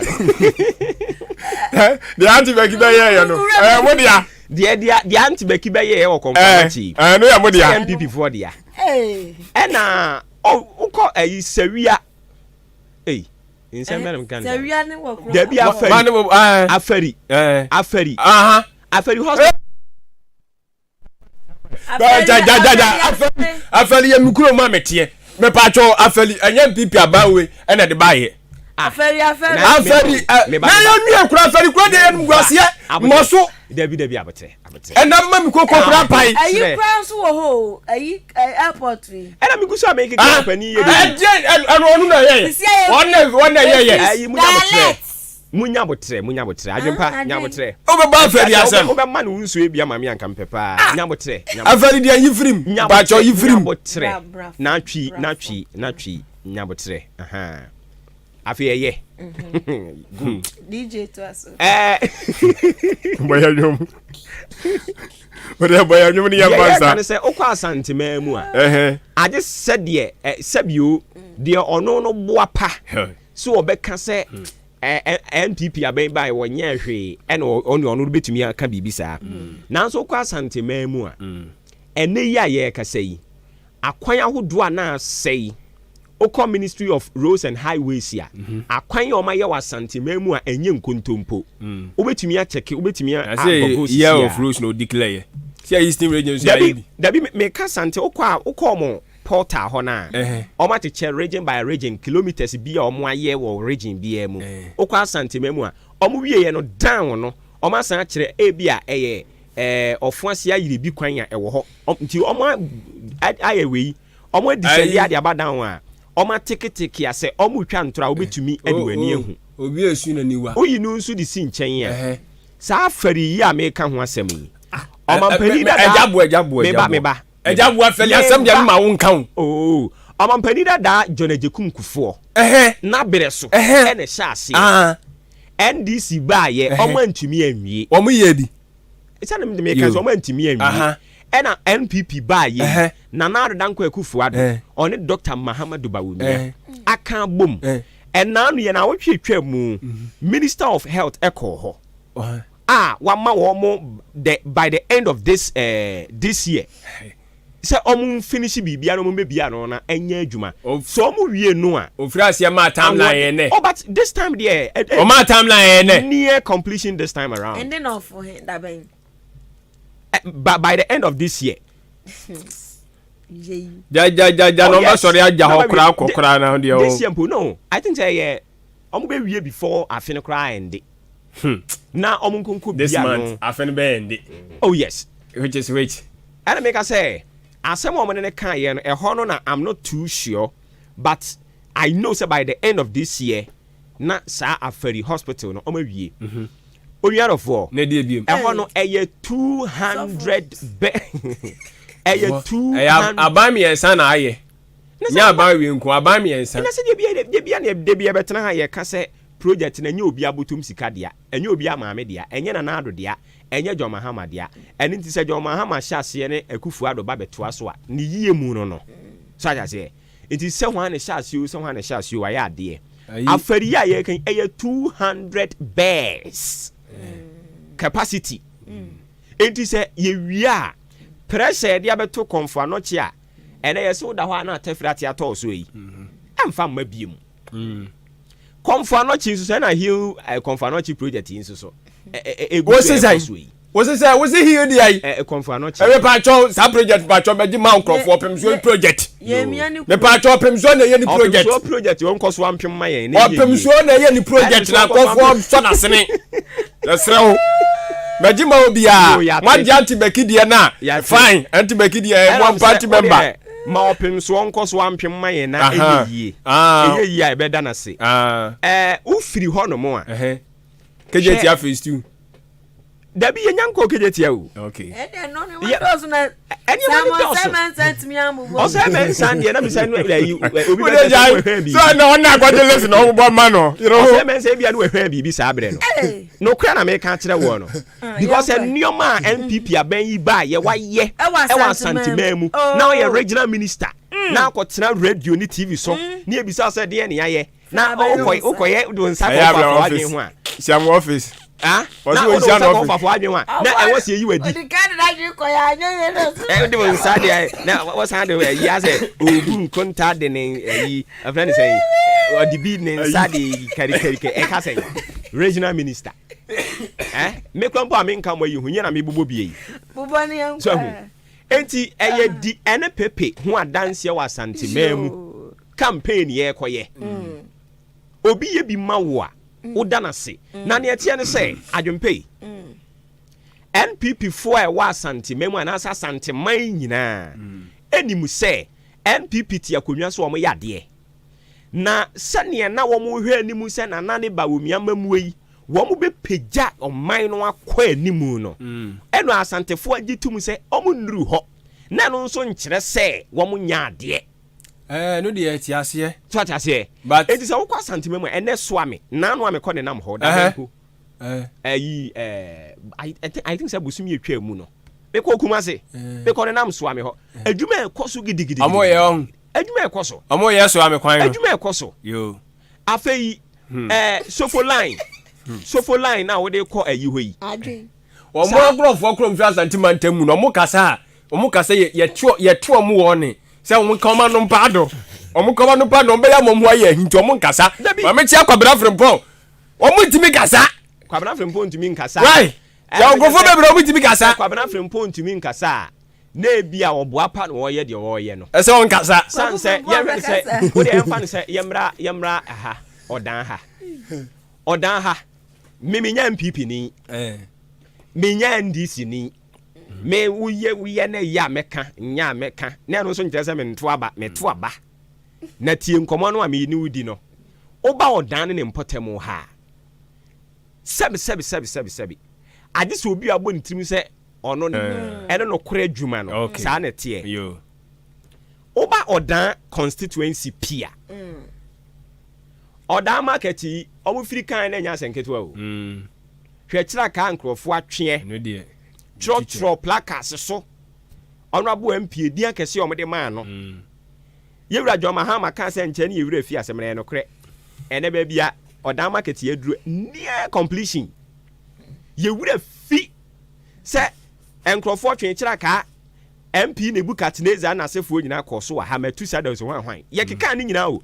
but ene mo hwe bia market na duro awie enya no nko mongo Kumasi station I'm not talking about Mami Ophelia mo de no Kumasi station sa World Bank project ko hwese de o mama hwaye fefefe omo wie ye o ma san yiyi akwan a e fa ntem ho nyina de kowuram joduro ayi je ban ni mo ho e de tis kosim ba bia ayi ko bi ke mu tie sa ho kwan ni nyina wo mo yiyi ami no ka sei wo mo agu so Samu tie nkomo no. Oye tie upa. Afe uko Gorgeousburg. Kumasi station ho a. Eno nso so uko hese de wo ma wie market, o ma wie sa station ko ma wie. A pavement no mguso o ye nkakra ne touches bi aka. Akwan ye wo sa Gorgeousburg mfimfini mu ho nyina nso. Wo mu guso a wo ye den. Wo mo ye. Na nse ne hwehwe contractor na ye hu no. Na nso ye den yara a wo beba. Afe momra abu ha abu ha fo de ye to aba MPP ye hunu hwe da eneyi madam kwan yi enu igusu a contractor wo kwan so a wo ye ni gigigigi so ati ase ya tinu nyina ase oba ayi our friend saying abu ha Salvation School yi first pa yen ya ye wo ya abu ha ya tena ha beduru ba bia ye dure yi Salvation School no uduru ha na awere be ho enso enne ene pepi aban wo mu asi school dan fe omu wie o masa di nkomia guma ne nkonwa nkra aboro so ibi gu abonte ho a ena ro na o mo dwen ho so mo di bia ko school foforo mu eno ne abo ha o na hwi biem asa ade ayi constituency na ye nkrom yenu uko esam uko jadam esam dia na ma ye ho esam ana esam fo be di adanse yembie ntum na omso be di adanse dabi toilet ya akufado toilet yo mko sisi ye ne efe na one constituency hwan na $1 million per constituency no si ekosi toilet si kwan ho na mo bi omo koso eno age nsem omanya duane budidie omutie obetima jam nai na afia president be fi do president na oboto wuja be na to duane be waja nai economy za obubo yi enkrom yenu no wabo enye nkrom yenu ni aka ne edoso sie kan buburu edoso wo ina bubo se oguzu abubo so adi adwuma ne odan kwanta for so man odan kwanta clinic yi ye twen so kira ka atwen ye okay edi nyame adom ko odan kwanta omo so ya afei ayi odan kwanta ho ankasa edurubere bi ensamonefo na wo kurom di boni wiewia nioma dofro wan go se go bufu MPP aban yi ba ye eno mo ya de nkania purom agofo nya akọ enano mi firi Kumasi ba anadwo mi duru odan kwanta for once na me se me wo adwe so odan kwanta hono mo no do kwasem na me ka kire hono na yo so aduru adwe so na me se mo adwe so I tell you now I said you want the street lights and what design we hwa bie no na efe keke kono eno ne odan kwanta ho okay enkane anso so boa ma bambo enso tumi epim kɔ nanim okay ensuo na ensuo nsɛm wɔ odan kwanta modern na ye kan ni onim eno odan kwanta fo be di adanse sɛ omunya nsuo nom hwan environment ene pepi aban pepi aban ya de o so ati ase jadam fo nso jadam fo ri be di adanse sɛ uko jadamu a na nko yie na nso ene uduru jadamu a wobetumi anya bibi do nsa kosi so sɛ we ne ne ana pepe aban ɛyɛ so gusu bobo nti bibi ban ɛno ne politician ne nye too sure but was o pe bibi ka ba bia be hu yansa no adwuma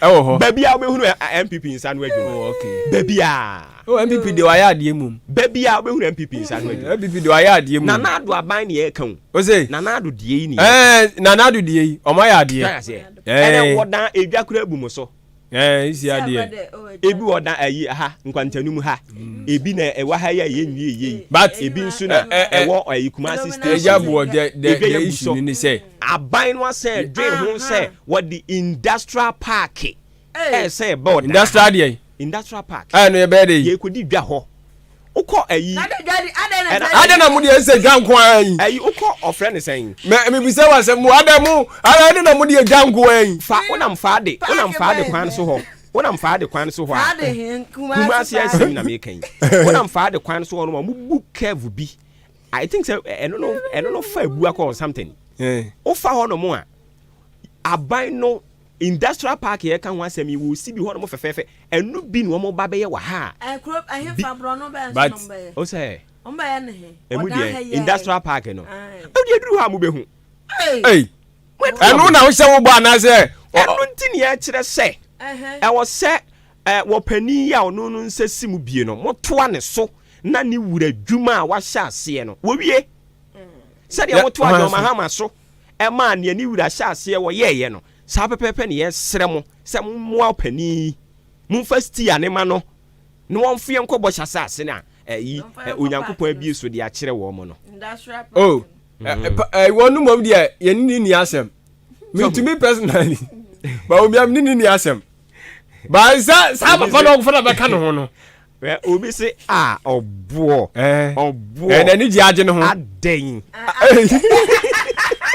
na wa ha yesi anopai anopai wa yesi say wo fa adwene of adwempa asenefuo nyina nim ba ko pe o e no se yemi say anopai na wo so asembe na asie mikro ma asem na mika o se motia monya bi bubɔ monya bi bubɔ mi ko mikro ma mi tim bubɔ bi o ko kuro benya bi abobɔ mikro ma ba bi amete obo hɛ me da bi ameka se obi a wo koyo fa so otona ba o eti memma ne na ada wo da se wo e bi abakɔ free SHS ntino hallelujah se me ba nko bi na me be ka se enu ntino e bi abanya hwe ma me awon temase ana se ndi si aye bibi na we favor na se me favor me a yesi KJT Dubai yesi wei me konko enu nti na yesi en favor bia but tie iti wo to aba enye ya kan se mampanyi kofo na se hwe wase trem eri se me ko mikrom na mikrom ya sa bia ni wo ekwan nye ye ni nsuo bibia ni wo no ma na wo ka tell se enu nti free SHS wo wo ba ko bi mi nua kra sa ko free SHS eti mi ko to abampa mo wa aban a adwempa oka enye ye da bi adwempa nkomo no a wudie ni nyina kokowie se usi woni nsuo okwan nye ene saa nioma ne ena obi nso enya free SHS enye saa good enti se ya siesie ya kwan nyina wie yesisi yen ayade sabia nyina wie ye nyina obia ne ohwe bia ne nsa ka se enka ye nkoso a ento aba o di obia hwe de wonsa nti enu nti ne ya kire se obia nya bi ne wo se no eye nyina so ne adansedie de ma wo se o se we nya bi a ene me koso to aba no na ye de mpanimfo ne ba ebeso me nso me so aba ne de ye nkase ye gya ato inti ba se me metu ma se enkase bi nya bi nti mento na mato aba ma wa onkwa wa banyo si efrias yesi ye to aba ma to ama wa na me still na de me nsan kan hwe a wo system me nkoso ntoma enso so woto me nkoso ntoma I was woto na mpuntu ne ba anya tie o ani anu na de wodi akokɔ ani anu kwa na me to ama ni yo da bi o me nkan se koso to se koso ato de fama obi a wo susu se bi a wo mo awo no ba de me kan se abana me kan enti ni ono no ahyase a wo ye free SHS a wo ankasa wo agi atum di ho adanse wono kro no anso ka kire wo se koso tuma me na wo kwan ne me ya empani se ni ono no amene adoba ba me tuma ngosi mireben ena me kan me tuma ngosi mireben kosi bere a wo behunu mpuntu Dabi any obo can is ade any yam fan say yae. Any achim for MPP ne ayi wa mbo so form NDC. Ese sa ne ye be ko no. So krom pete du na mo bi beka. Sa be yi na obese ye bubu ya no pay. Ba obo anu so na mnu mi di wada se moa yen. So ti ase. Fine me say me can make nyina so for lie kwan. Me kind me free. Ayi ya kan se bu akwa. E ba adwuma wa adum. Mitimi pon anajo e bia be 6 me kwa kodru fie be 10. But na me no kese. Ya yatum. Ya yatum si abu akwa double road. Ha na ye. MPP abai nana akofo hye ase nheda mpododo o se nheda akofo na hye ase ana nana do ba ye wonu so ba be yi atum edam etimi krom sisi amani timejia go show na ani wonu nti mani timejia etuwe metime agina so de akoto aba de amaw because me fa sa kwan no so what ya yes we yi ma de so ba sa kwan se da so da hodo ma me bibia nu akabeti sia ma adwe sam sankoto aba fa ma MPP ba no so kra boti mi nyina no so kwan so mpomfa nkoto aba mo si wa hu edoso no money doso but ye hwedodo na waye no so ti ase ne ye dia toto dia wantumi anya ne ho eti ukali ni mienu advantage and disadvantage no dia doso no then you based on it then no oto aba ananye sa ne ye no yes apepe na wasi ye no enti na make sure say policy bi wo no ma wo ebia wo benya so mfaso mi ebia mi nya so mfaso enti se bia se wo de no be ye campaign be ton no kire me na se mantia no a eno no nche se wa ban ne meta no mentan no so what ya se bia ne se make mi si am ko mi kuro ma ensu ani ho ayarsa bia ani ho o yare ya be kwe enti se no se no me kwa kwato atia wo se me mekan mi kuro mi to skirt and blouse because MP no on mi so mo ame yo eno me yi na firi we ba ko na wa bani nti me hwene makwa kwato am no so ahwe on so adwuma obeye yo eti sa na tieti wo nipa no mo awa yi ni firi ho ba na tia no ti tiawa o eno de se no enkoma ye di ni de bia no but empani so se onipa yi ni mu no awia no ye nso kane ahwene anim anajo so ati ase na so mo mi anim kra de aba o de jai o de jai kane na ahwene anim a o de tena enu ti na ye koso a kire se ya gitu se eniema na nkrofo hwe anim obroni frɛ no expectations na doso but aban no antimi enuru ho enu ti na ye gusu a ye to aba mfie nan bia mfie nan na san aso ene ye se yesrɛ mo ba bia na mo pese ye duro no ye nduru ho but mo so mo gitum si ya ade eno so no mo so nyintum sa no sisi amu eno no mo nyintum sa no FPP aban na me anu ko na na da kwa kwa fa kwa no so afia eno no ye ayi NDC politics o se o me dey NDC politics o se o me dey na kwa mo de ya ko kwa ya bu kai eno no NDC ekwa mo neme na me ka de kwa no escafo no faswa no mo se afia ekwan ne ya ye be kwa akofa inuane abeton enuane no de be na de be kwa akoto oh at least say me ba o se ekwan nye so hu ekwan enye na enuane wo wirem na wonya bi okọ wirem ha wonya bi di but ntimi fa bi makurom eno abeton kra na wanya sika de abọ ho bra na ekwan ye so hu enuane nso wo ho yakofa bi aba ne bo den kra no a wobetumi ato kakra de hene enemnemu si ekwan ne ya betete so sika no ni bia wo be da ato oh sika de afia eno me ka se no ne NDC politics so so wo pe bia yate yeah si ekwan no NDC politics ayate na de NDC politics yemwa enoma bua ye dindin duro bua ne enoma bua anwa bua ye dindin FPP abai de economy ni no ya kwan nso na ka aboa ye ne nyina mu no economy no mo munim die o ehfo FPP for munim economy ni hunim die o se wo munim die no o se enseme no keka ne sa no o David wo munim hu no die akye da so te ho ejabo ebi o munim die ne na sa na so ni ayasa so ni asa na asa no ni swato ni swati ye so what you say omu me ba o ase ma fe na adu ana won fe so be ko Ya go si mete ne nka cha na. Nana. Ase ya sa. Ono isi anu maza. We si amunim na mo tata no betutu bomb afuma mo ni su 30. So mo na kasa. Adana yin mi hu yo. Sorry. Me na Ese me catch that was it. And very latest. Sorry. Right. Oh, tias na me mechi ya. Sorry kina ora mi ya. Uwadi. Oh sorry ya wechi ha no. Edi ano no sa kwa sorry akobenne. Hwe. Andu otwamu akọ. Bodyguard. Unsura. Edion. Anyways, enti ampp aban no waye bi. Oh ye de waye bi. Me so bi aba obeye bi. Obeye bi but MPP ayade o. Nyame anim nukuri no ma yade. But omu na omu hu omu nsem ka. Ana sade na wo ka no. Sade no mo opposition omu twamfo nyi ni kire Ghana fo. Ana de MPP fo awu. Ama Ghana fo niema na omu hwe animu afiri wo mo ho. Yes, na dɔɔso. Etire da bia meka say ewiase e wo ye gini pa ni no. Na ba gini pa. Yes, but ena make see we dey awia hye wo mumu. Omo nsem omo ka ne ma like ye dey awia ye nusi awia ne sa o man na da ne awia ne sa. Si wa hu. Na mega eti ewiase ne e wo na nkasa no enyini pa ni. Sa na wo se ye hunu no. Si wa hu obi wo no ma wo kan asem adwene da ache ho. Enti dia wo sa wo ye ne se oni ni pass it na wo sa bribia eye te se chacha to. Me dia me ya ma no beda mase a fine. Wa beda mase a fine. Me dia me to ama no ne o kan obe ya onfa. Wa nya yo ni ya wa. Ani o man ya be ne say. Sa na wo se ekọ no. Anye sa bedu hu awu. Won se MPP fo bi no ma sisi o mo kasa, o mo de ya o kasa, won se de ya o mo kasa no.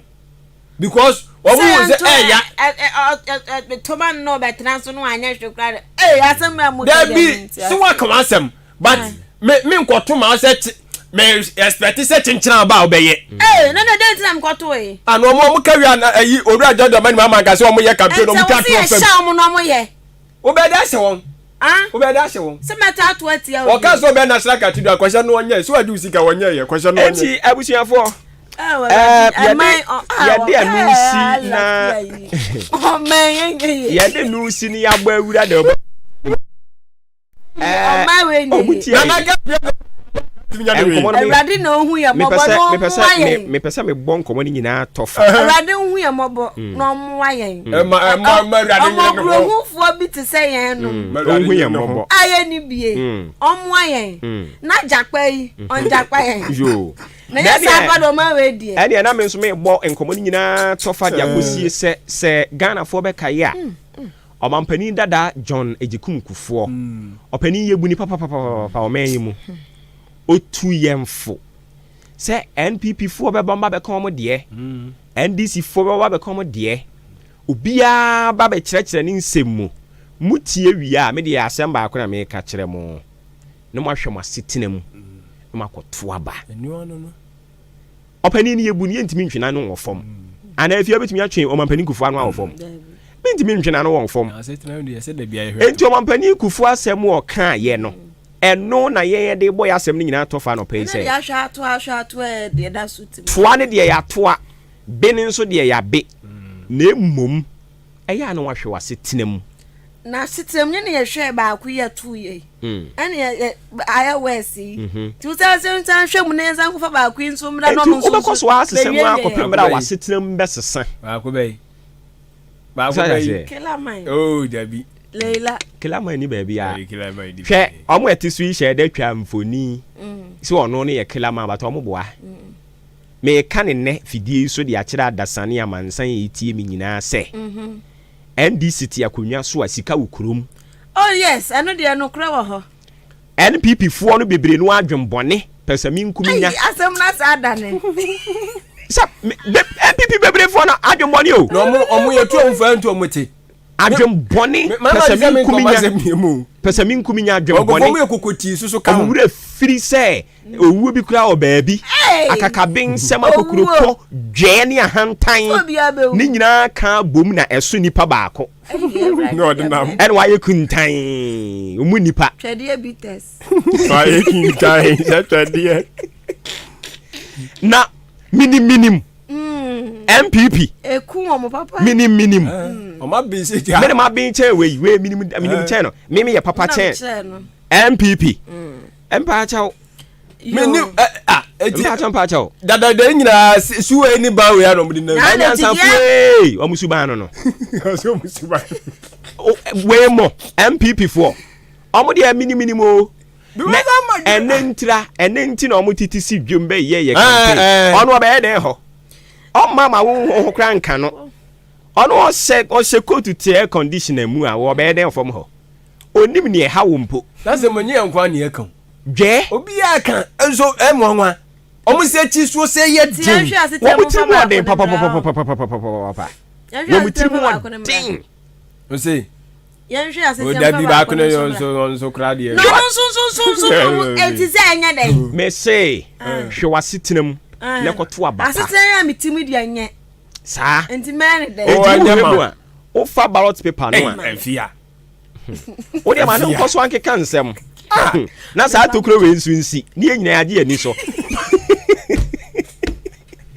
ya sam green afia de o musu ala azubi ene ne ya na me ya na ye mu nyinya me ayo ade mu ya na nye na efiafo tie nyina be bob bina de nsegu tie suma ye ma ye efia nsu suma efia menya de ma ne nye mobosa ya menye sa ye mobosa ya de mu me nkokra aha kokra ta no so ka wa beto do ne ye be kenkan wa mo wa be hu ni se ye kenkan o enti sa nsu ni ba na ekurekura o mo ne de MPP fo enim fo no sa nsu ni ba na ekurekura o mo no eno a na eku on o ma no so wo mo ano on ka ya be chen won ya be chen won se no na ma ndisi fo ni nsu sua se bibiri no anso ahya ase esiesia law no no mo be ya mo so de no adane abutu unim nyankopon na eye o mo saa o pie ko law omu mienu nyina omu ti be hyiam kran na fe ya paki omu gunchen it got to a time that is why I'm saying say sometimes you have to read about the history of Ghana, the political trajectory, the political history of this country. Sometimes munya bra o fi na your leisure time with me can kind CPP be go no say ya obia peso obey lawyer obia peso obey nimdifo because it got to a time when Esquire and can within who CPP mukani ne fro banka kranka but that wasn't the original intention. Kwame Nkrumah or this share CPP. Kwame Nkrumah share CPP and don't come me. Sa ideology no and NDC full suya ye. Serious. Enti Kwame Nkrumah ne campaign or ye di wini ye no. On one kasa kra no nka ho. It was a wholesale people nankasa the people owned a year campaign no and one ankasa year campaign no kan semona wabra no ankasa kro da fiase when pianko year campaign but he won at the end of the day. Why? Because na obelieve say give the thing to the people menye we papa firi ha we maame nka ye ho we endra na me tie Manhyia South primary na omo bekoye wo ho no Manhyia seat ni de e adehye seat enti wo a wo ba betena se no e wo se wutimi ye obi a ahu oni adehye ni betimi arobi shoulders edwa ni ahantan ni akukuroko kasa na ho fo ne te ho no omo ready adehye seat na ka moji adehye no mfiri mo mai ye kan we wo primary mu a ye kan we wo primary mu a enkoma ya omudi no ye kan we wo primary mu say Manhyia ni adehye seat and enti se adehye free so e wo se adehye ni ba be di ade na seat na omo de ya omo ho no omo kwa no masa akoto amomo yo eju MPP ndi de eku omo nyina ye sa asu no ne ban no dwa ni ahantan ya obi anya konya kakra bi no akoye lo koye doctor hwan chese embeji omo kan hu bi o eno wa na eku omo munya bi eku omo eno omo aye no sa won ka ku we hu a wo be ya wunya bi ni da sa no maye no won ka ku we hu oboa wo be ya wunya bi ni be yu mu kura ene je say even MPP na mu no a omo so omo ye adehye fo no adehye mu so mo san wa adehye mu adehye kronkron wo de tena ho na na bat adehye no kura ya chi no ye san wa adehye mu adehye kronkron sawo nti adehye kronkron fo no na ebi ye general secretary ebi ye we de tena se ne hwe ne trace wo bia Henry Nanabuache uko Kumasi na wo pe business men e baba ji Kumasi gina ne nan so a na ne papa e ka ho papa foi so ajasie na ne papa ka ho eni ti se wo firi aboabo na so person o kopre ayi national organizer e dia man MPP a wo bebre papa nyame amamu a o fa hene general secretary o tiso no onu so wo tresi no a ne maame ne papa nyina wo din e Kumasi ho na nado dan kwakufu ado ni chamber o fa ho na nado yi na frɛ no ka kire ne sɛ wo pɛ sɛ wo ye law a betumi aye ne yi no encourage no an de koye e no de adu ba bi o de aduro yi wonim de nti a chairman na o ti sisi a wa bra afei no wanya bi adie no because ono oni route a e kire sɛ we free abusua we mu we free abusua we mu on de ono an no hyehye na de a na odi bi wure mu on bra omma ne bre asam no waka no on bra ma ne bre so ni se di ni yi na o bre o on bra ma na bre we say wo bre say na sa adwen papa ni tirimu a si wo hu nti ono abre say na bebo kwan e de ato ama ono ne ma a da chi ye tresi a wo papa ne hwan papa ne ni obeye chairman no sana community o na so do ni obi adia but NDC o abo ase nu ga tare papa na hwan o no papa hwan wo twa bese kwa o twa bese kwa o ono se na we so godfather o twa bese kwa e na jeje se bra na obro fie me de sa bre no so no sabra so no so na e krachi e woni kurom no di chabe na krachi anu ono no ye no siutu ana hye na ne nsa tetem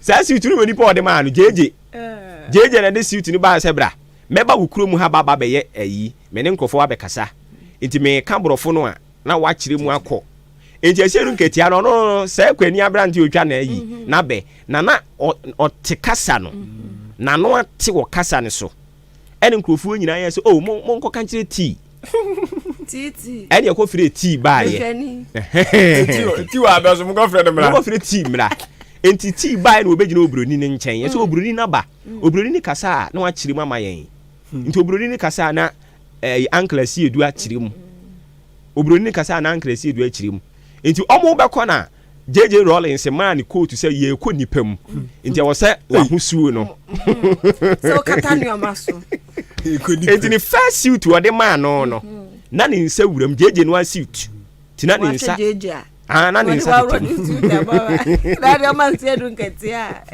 na ni nsa tetem enti this is the foundation of the NDC and they learnt it from a friend is saying Kwame Nkrumah said there be ade no person ye na yi a fama nkrofo no that is why I say the thing is for the people and the people and by the people people people is ya be individual go is what I say but to any go hwan go for you almost some years conservative so hwan for yi a e fa ho nkame da bi ni fa ho nkame ube wu am yakosi wura ni fie na bi sa ubo wudin a who is your father sure who ni father dia na je say wo no utiti say kramati no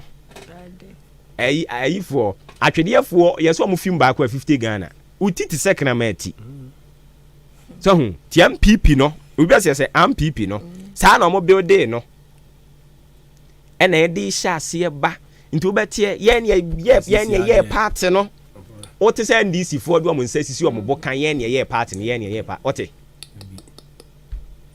what maintains asem no ye na ye party no na mo build party no sa omo build ni say ye nyina ye dia eni nti jeje krampo cheye ansa na nkrofo NDC for agina tum say ono ne the founder of the party for the very long time you know my friend chairman Rollins till date our friend Chairman Rollins Eche ansa na omo dia tum say oye founder. Even founder no kra na omo koso. Because they believe in you nyina come together irrespective of your political whatever, your educational background or abusia background, mu nyina obi amra. Ntosifuo, jenifuo, makofuo, mu nyina mmra. And no omo di tintim constitution you know.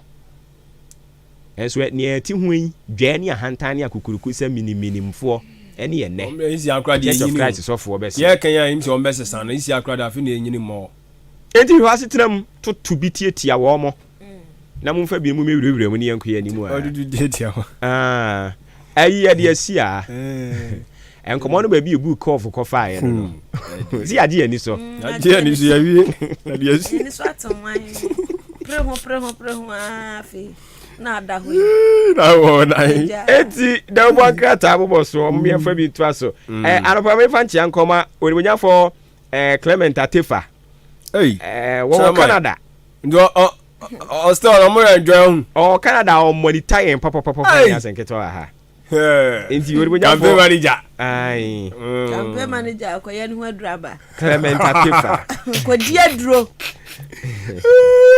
Boska tuona na mate modwe ai yeze ni yede nkrofo bi tu no na yom se yetu ni wiya nko obesresre ni wadi ani se ebuya ka wo mo simu no se ba bi se ni ba bi ye no ya oya no abo no a oya no abo no anka obetimi akotena Canada abi oya na assembly member na emeyi becho so kira ka we na juom ja okota ayi enti ade eto da bia eya na yankrofo so wo mo edu boni o but wo munim se edua no wo mo tuo no eno ane ede wo mo besen so eno wo mo ne si obakura oba okwa kesiem etima akwa kesiem ana misi wo kwa edi no wo kwa ya no wa wo kwa bi mu aba boska tuo na mo abate delegate for dia na mpe anyway city the one kata amos when they to aso e dia ma na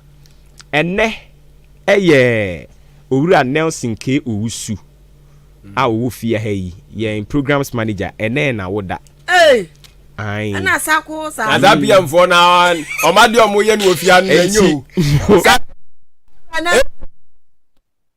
be de no ogu office ho mo bobo sa no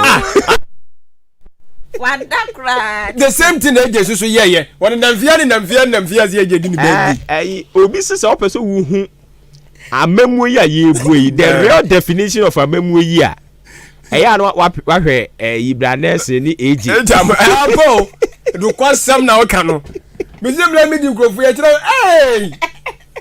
na modi abone nko adi apa na atomo modi apa wa me ngwa na na do amamuo no omo ne the true definition of na na do amamuo no obi Sunday na Saturday obi ba so ba hwe wo mo mun kansa na on ba gro ba ye di nkomo onu abusa nurse ne ayo di nkomo omu ni o se nkofu e kwasa be ba hwe o kura idie sabe idie ayi no mo ni nkomo di nkomo ya di enye na so obi ono no ti ni fie any mo timetable se me gine hu amante ase oso de fi fie ba hwe omo oba ofu ameri hu omo idie dabi omo sisi a mitime ntoa won enje de ye gira ni birthday yi so ni aka kire na ebusuafo ewo bu nso too much ene akuapem ena fei na busuafo kakra aka won kran no so amode hye no mefa ne nko o mefa ne nko sei o mefa ne nko dabi ko di etimba ne nko sa etimba ne nko sa dabi o mefa momwa won o mo mefa mo de hye ne ko de kire se omo ma uhu no omo a na na do amamuo no obufu mo eje timba bo se me do ro ba adwen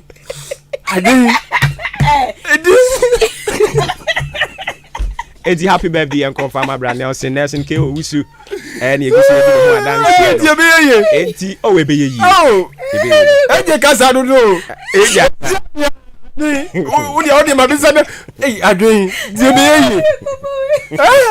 Ebi baby ameduri. Eji edi eja da semba no. We ya da wo ibu a. Nsam keka no wo keka.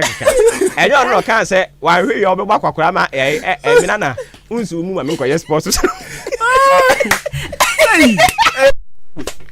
Oh, Debbie. Also, or said your brand and qua here. Or Baba Quakra wa hinkai ha. Na all for be pono our fre akode bi said Minana. Minana won't so move my koye sports. Hey. Answer very. AJ. Only pan adwene no amana yetu. Uni fita egu so kra so boa. Wa. Odo kan dey masa. Oro na mo bi biase dey. Ya tito video. Oh, AJ di odo anyi hwini wa brabo emu o. Oh, Debbie. Odi ye dey. Na chaba su die. Sell out kings. Oh, Debbie. Eye, unse Yesu no na asuafo ne nam no. Obisa o mo se mo se me ye hwan. Enti de ye nim wo mo se ye ka. De ye nim mo ne ye kan yi. Di adanse no se de unim. Son. No mo 3 parties no. Omo ye 3 on. Omo ye 3. Ja. Ba ko kan ho. Ono ne hwan. Ai. Kila bobo. Eye. Ene na wo. No. Ono sa gang do be so be invite you obi a ho. Omo sa Obe kan ho ba bi omo ko. Obe ka jose da bi. Osere ho. Se de tie ne se. Se kuo na ye suso nyina ne ye bi. Unsi ye wo kuo bi wo ho no mo a school mu. Mo ma break ya. Mo pese se kuo na mo pie. Because mo na mo te ota amedi. We nso ta amedi no. Mo na mo te sa ankomo na se. Edamase. So I say but say hello, omo nyina ni maduade omo pe. E na make say unsi ye obu ha. One ne wo edidibom. Ọtọ a wutimi di ọno nso ta wutimi di enti se ba ko bi ọno no ọno no ye hu se wo ye pepe o se won kan ye hu obeka ye hu sa no ye be yi wato atwere me se sa da no kra kwan ye mfa so ye be se da bom pempem abon kokwa sa ye hu se wo ye free mu ni ye ko eno ni ye kwa ye momu nko si ye ni baby ye ko no wa wan se ba kwa fetch no ba ko na mase wo o nya ko si o joint no so sa ba ye ko akwada ya no kwan ene na woda mpacho ni minu ana waka bibi a kire no ye de ye ma ni wu ansa na ye di ne ho adanse na adanse do na ye de ye die no asemu ebi ni baby ya biem eniti de bon kata mo so me fa ba mienu bi nto aso no ya we shi mu wi a ni aba ni aba ba we shi no eja nurse de se eja ye ai de se o se ye won nurse ni won listen yo ya te yanko edi mo fa mienu bi mai abusiafo aya henkan 93.3 FM Dumedi asigusu utie no Maakye the bon krata mboso enaja ye de eba besom wo no eno yo phase 1 e phase 2 nti phase 1 ye de aguo no na daily dispatch the bon krata no na eja me de efi ase de ama wo wo de isi aso reanimate Dr. Baomi reanimate wo de nfonyi di aba Orua Matthew Poku Prempe na wose NDC mrahye bedwani bi ana odi tudwe kire mu se Dr. Matthew Poku Prempe egrofo bi nam kekasa wa ya homa sio ana wa ya die wose masa wo mo kasa nyina mo boa opanyin se wo mena ana obekeka de okeka no wose na posu nipa ohun bi da onhia bi da chese wo yo bi ya dwumaden obra no wase chese wono no wose nya 17 na podie o a fantastic person NDC mrahye bedwani bi na all count daily dispatch na ebu mamanie ti say NDC mrahye bedwani record Hagan ne kan ono ye Cape Coast North one south mum okay unse na podie no aye keka no enano na metena asese enkrofo kan omu ade se me ameti ha yi se me bie ma no na me ka bia de ni me nyina so afia wa ha de minima afia me ni afia yi aye adwuma mfie nan ni minimu no adwempa wa ha minimu no me ni na aye adwuma mfie nan ni nti ye ka se obi nim obi a situation we no na e kire sa mpa minimum na impo we no kra me ntumi nka se minimum wa kosi because e bia na wo su bia eno no ukofia na ada na di me ntumi ni ho adanse e na mom se on working level say no se obi sam se minimum wa yes minimum no na poi ye nyina be di adanse a memete hayi minhia no one on one da me man no kasa kura nto na num ono so de nto manum me gidi sa won so saa enti se enkrofo kase wo mu ade e wo kasa basa oye sei na me a me ni nya sa personal way no me ka bia unza me ni na ni ye yes oni na ni ye but baby ne se hwa mo na e kasa wo mu ade no those people, are they close to him or not? Until you leave it and wait until you get the opportunity to have that same with the man before you can also say something. Personal, you can bet me. So I be minister.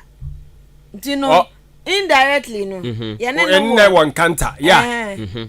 And you know, so far as our ministry, no Only I want some so I did. Tis a baby quacho. Internet say I was say I did to me say me can sa na me can sa amanyo semunti. Yes, and yes be personal life. And what's a separate it can be. Yes, personal need and what's a can be. But me can I was say me nkan no so me can say said ye hu so wo kasa yi die. Said ye ti say all kasa yi die. Set sa on sa mfiri ho. Enti sanso dia ene na onhwe na namu yie yeah sa na wose nkomo ne ye na this na ye but see ye ka de nsasi ye enya momo de o nkomo e wo kuro mu asem na mi kai e wo mu ade ene yendi ne yie because see ye ka ne sa so dia ye tinsem kuro yi mu o kane mampani John Dramani Mahama then wan ke kan kire yen nti anu ye beka so wo mu ade na se ye ka o ka kire yen se ono no wehunu demonstrations ya labor unions ya na wehunu se ye koto aba bia no a labor unions no hunu se amanyukuofo no eya no ma be ye mobo ne titiri omo ete akonwa so no omo be ye mobo they become vulnerable enti the omo so mu weapon omo de e fight omo a ye demonstrations no no the demonstration omo adawro menti wehu bebiri no anti si ya no when you dead goat syndrome okay say no can no okay we what asa trans era baka say no can no e say onni mampani da untimi nkana sem eno na sabi o enye akukuruko kasa but enye say untimi nkana sem but yes panyin obi nya bi da abofra de obi ayi bi da so ti ase enti se ebia baabi a me maduru ho pen no na se ebia obi nduru ho do ma na me ko edipene ha wani pa na kasa ene be ma me so maka asem a wo ka yi ene se se de oni pa na kasa no e won so si ebisa se na e ba ne denti no wo kasa saa ebia no obi na ko hye na bufuo oni pa na hye na bufuo de ya anhwehwe no na mom reaction na yehunu se we ye no ebufuo be na chance endra light eso na edum eso na edum na obi an carry so we fie na no masi so we ko ni jadem ba ko na jadem ebufuo be na chance we say we japade o mami fa bi kura nka ho ebufuo be na chance me no ka se da so a generator so o nipa da sani bi an ka ntre obi a mi kwa nso wo na ta mi si bebu sa ho asem a sample se me dia bufuo sesen kwa de busa wa unsu ni ho akwan se unsu dia bufuo be reply me because on the basis of say we public officer ne de me ne mo ya adwen perfectly me ne mo ya adwen yeah but me dia me kan ye wo a wunya ni nya personal interaction no say kan we nya abotre about this issue no it's not about personal. and I'm just saying ebusu akomom ne epie ni so yes we no oti o obeti sa ko serious awie ye ade ba akwa nipa ba nipa sesa o nipa sesa oh yes di ohunu ankwala obo se se nipa no ade ba akwa nipa ye de judge wo one eye wa no kasa ene wa kasa we fi wanum ka minim se ne enka ni kwa se ka ye ne saa but Upa yani den. That is how we judge you. Esana oye den. Wa parents no said ye tie no obi aba wa twitwa ne ha aboy wa ye yi. Say na be hu nipa no. Say na be hu nipa no. Ghana ha de mehunu ne say na adwene nye. Yes. But aburuchire de mehunu say obo life. Obo life. That is our culture. Sa na ye training yen. Nti wusua no ukoyi trifu bia na wo parents be catch us say no. Sa de wa twitwa hwa no no. Ye nya ya mamele sa. So ti ase. Obe ye pani o say wonsu sua nipa mu kasa. Yes. Because ansane adu be di hene no. Yes wei de di kan oyo de hye. Ode hye nso wo obra ne ban bi a ommo. Enima bi a wonye. Onkasa basabasa. Untufo. Yes. Enipa ni abre a wo na tumi ne hye wonsa no. Yenim so bedwetwe yakoma no. Omfa ahomete nkeka wadwen kyerɛ.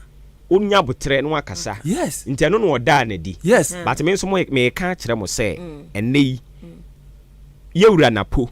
Obo sa enne no a esu na oda na di sa abre no. Obo kyerɛ ne na ne ho bɛfɔ. Obo yes, ne ho bɛfɔ. Eno de normal but the tie ni sɛ wɔn ankasa wɔnya nuhu. Wo actions o say yenya from so but ehu o. Obi enu okasa kasa. Nko se ba ku bi nso. O ensam de ono aka kan bebre o. Asa parliament nyiro timi ka kyerɛ MPC sɛ wo wadwene nya adwuma wo wadwene nya adwuma wo na me ka kyerɛ wo wo enti obore enti wa wo twitwa de nya why sa die we ene na yenyira ni so nipa sesa na adekye incident of asi yasa afrew na the same suban asa beda na dia e de na kyese nya wusuban ba monyi ni sɛ ye frafra ne oma sesen e wo sɛ ye ka sɛ ope ebufuo ana owa ebufuo because ye wo bi ani ope bufuo any obi oya homaso yeah yes senipa no intine de na de he ono no de na de he seni o be ka asem be put statement no any ye be sorte but eno kra no ebufuo arrogance ye wo obi a otufo tell us afun tuo nso I think say ye ni na ponni ni obo obi because the tag now they say oye arrogant onwo bi ti say Ketiamon Ketiamon otufo but what say ne fun na wotuni ye fa ni say like sabi agro opa agro you see ne kasa bi onu ni otufo all right otufo all right but you say onu agro we ne I didn't think onu ya homaso o say I didn't think nka so onu ya homaso because how onu be kan asem no so ti ase e kire one can wait aggressive me ba hwe o ti can read my lips it is not going to happen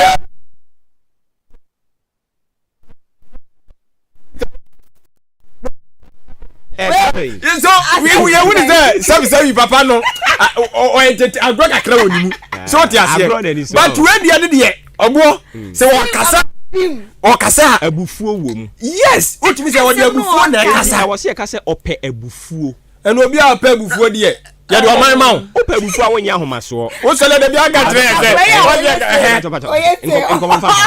enko de homaso opani de homaso nana de ne homaso na ya homaso ero diem srobin ka bio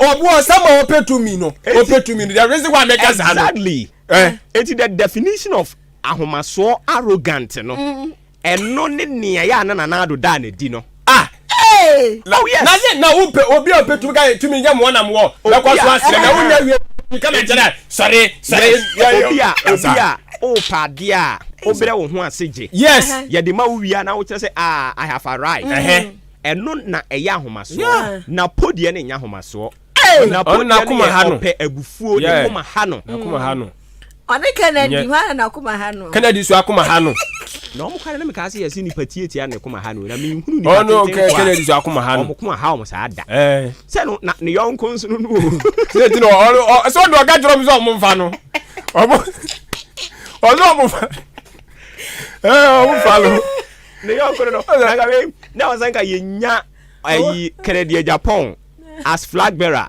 nanka yenya na po yenya Ghana ne mo mfa e wadi yenya Ghana ne mo mfa na ya pen na nado obego ya pen na nado se a senior presidential advisor. Hey, who so I said that Hey, we back on office. We am the ayem. Jandem. You better say Ghana. Near Afro man, Jandem. Jandem nation. We back on the ayem office. Jandem nation. You see, you kuku hire you. Sure. I got presidency. Go there. Enti na podi no me sala me hunu no. Na pe reanimate yedi. Wa wudi mse me pe reanimate yedi. Me na podi no sala me hunu. Na podi no nye ahomaso. Eye ebufuo. E na eye true ebufuo so na maye. Ya ma otumi se. Sa ya de so maye. Na ebebusa ho asem na wo be. Ono a hwe sa nyina ye nim na uhu na po no ye MP. Yeah. Wani ban so se oye na po no so oye MP. Enti wankosra hwe amfi obi a ho so ho aha enti wuntimi nka se oya homaso sebi na po oni bibi di da ifiri tetete ya ni muni so ho si anso ya nto aba arufo na nto aba mana na me ka se oni bibi di sese omufo no manhiafo no a omoto aba man na omne ne te wona ebetimi aka se bi oya homaso ana manhiafo no ebusuafo bi nti ho I because some to abama no. Ene betimi aka so we bia o ba na wonti sei. But say we beduru ye no wasesa. But ye nim ni so ye MP. Ente bia o kokko o kasaba sabasa. But eno no nya homaso. At obo eno so ye dangerous. Obi akasaba sabasa. Yes, we be say ni oma. Ye very dangerous. Na make say sa bre ya Ghana for kasa asem o sem pipi for share that chene tenase na nka sa ni videos no ne nsem no yes ebi ni Dr. Baumia de yes mo bone back obe na hu nyina afo se chaka afo mo so be chase aye na adwen hu adwuma ke kan nsem o yes serious ba mi gidi sa akoso ya na embo bi o no like nkasaye nkasaye wa mu ne benya sa da adia kwa transfer kwa wan na chi na transfer omo ba nipa mu anon be sa me say omo ni brom di tu sa omo ko behind closed doors no otumfo mu nyina ba mu ne na kasa so pani so ye bo within what nsem ankofo keka and ye serious sa atwen hu firi ho na hwe o kasa yie wa be ye enipa dodo nyina ewura inti sa ade ni bi ho no mo a o no the bat stops at your end she obode okay the be me ahu say we na ye o na odi animu nti jefa kwanu tu me na what I will do today no ene aye man is aso no o se ko gyina simpie so no dan suban so nko bi adi nko sa no ma no mo kan nyina no won ka se wate but wo be ye hu adwuma was what me here about ahomaso tag no yes sa tag no on ka me na wonya kwanya kakra bi so oba address a wono anyintum kwan de obenya obekasa yes enko anyintum na ko nkyere Ghana for say ebi kura ya bufuo anase bibi sa ye be ye hu adwuma Kennedy can do that. That's the reason why Tia Kennedy amanfo pe na asem no ono ya de na se officer atra oba beka mampanyinu kofo ye kan joma ma meka se wa kan se bi opana cho we wakopa cho dada eno na me ye hu se ampa sa ni pade a wo ye no anu ho but ade no meka ho hwe na o ma ye ba kwa fam ni ase nya hwe nipa ni suba no asa be ba kwa fam no ye behavior ye suba no okay ene na mfa ketue bibre na sokra dada na ja ye sorry so no ne yade yan pipa na I see what we no me de na pono kura de afono wo kura ja omo wo saso wo ye comparison bi machi opoku pempene ayi opoku agiman okay na omo mi ndi opese ohunu form hu bia nso the daily search la dispatch say odi agum ti ana so betimi akọ kenkan afia ene na afia nso mfa ba ko penka ho me ko bi manka bi de enye the daily searchlight da obokrata ena me de to aso yesi emabu na won mo asato yesi wo nso ni omo he enya pa yesi wo he ne nkofo bi akwa kanana se galamse no mbetu okro so excavator befo bi yire ha no enya asam ketwa ye ho asam eda hanum se krata ede aba na yesi chief of staff na no nso kire se digital no yemfa ho asam no entry akoma so pa na beboa ema eye akwan yie ho nsenkaye akwan ho say de cars ahodro kra fash kanes akwan ahodro so any road infrastructure ebetimi abo akonanim digital no baby a wachima fa no na ase hanom asebu ya meda pa information minister swafo hwama ne bonsam so no se media for se nesu now ohu se TV station bi akotanku katon bi abetu TV so na ya hu dede hwan kukaton ntino Guinness book o breaki or attempt to break 100 osisa media house no ha na nim guase amode abreye kukaton hwanim guase kukaton embarrassment ya say yesi yenti Guinness for no omayi kukaton kata ehwo no kakra kukaton omayi afrim omunkra om say eye enyajo na Ghana ni millennium ho chef ho Smith we di ehwamo we gu ye ni mase entiama information minister so ani abre wa hapa wo bokoko se media for mo hwe yie me sa di we ya mo kan mo di hwe media no sa nkrofo mo kan sa no na me ka se adwuma na bla so se ekire mu kire nkrofo no da bi me ne ya adwen me ne ya adwen de kire se you know we give attention to enema bia undeserved obi se okoye ni kukaton edi ebe nti na wasa me soa mfidie di kodi na chi se onko no aduana me hwe that you me ba wo any support things like this what kind of support is that listen oko tie oko amanonea we no eye onipa ne personal interest two looking at a brain na muwo no e deserve se omamu ni nyina enso de omachita ye be mawo anase ye mfa mawo we have to sit down na yenye analysis of sa nioma ni nyina you don't just get up talk about obi ye hwan ton you know why onim de ntia ba be ye bebre no because omo say omo be ya ye be ka ho asem obenya fame no yes say the tiani say enya ne boni so hwere mguase ato ye nyina obo sani mguase ne de nipa no no ye de ne ye ya fam de ye hu se wo ya de bi na ye papa yes ye support ya na meboa ni America na me fa ne se bi ahenkan fam hoyi na so bi so wo ye kukaton no wo se mafa radio no se me personal ayi mafa enti no me tamsika say ato ho mo mbe ye mame na mo hu dawuro mame a obekọ ana ho so disika to ho you are doing business na mo ye ni radio stations ay am keka ho asem yi ansa ne de dodo say na mo mo scan san na maka o se kan de ba se bia support o pick no feed no e bia no de bibi kakra be ko sometimes you shouldn't be giving attention to nyama bi say unsa me man kan ho asem asa kenya boni o yes enya boni nipa na Nigeria for Hildabasi ene no be anim no but yeah so how yeah so how Nigeria how be amu ani sa mu bua no apart from unknown state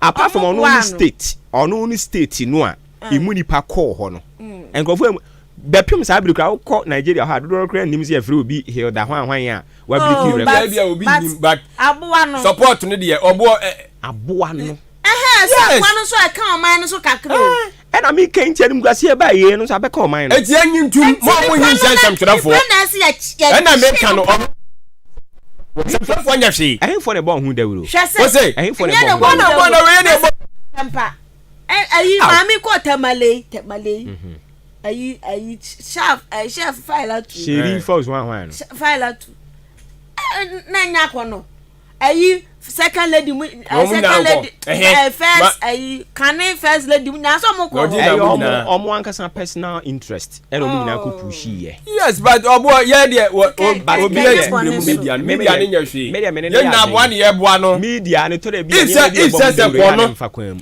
how am for a picture de na say media na tena se obi na so ba de bi aka bese me kire mu ni say as a man for person mu twamfo ni say media na tena se ne ye declare guy ni say we ye winner It's not like that. Enya ne sa na oka. Yes, ana nkofo bebre fa ne say media no na. Ehun dede yo. Any obe press conference you. Any bloggers see so ne na. One invite media. Yes, na so be invite morning show for se mumda. Mo ma share ayi bi program bi ko so me ko che ayi pad ya. Mongo. Oh, obekọ. Nyame ka hunya nte ase o. Eniema no a ye be hye da be bo opunu se bra no. Ene wo se wokọ. Omo ekuko didi eche bloggers do say na omo no to nsa frɛ won. Oh, say support na. Support. Mame na se. Aji kumunti anka ye ya. Mu da che media. Me hu na nim say na. Hey, Efia, me hu wache papa.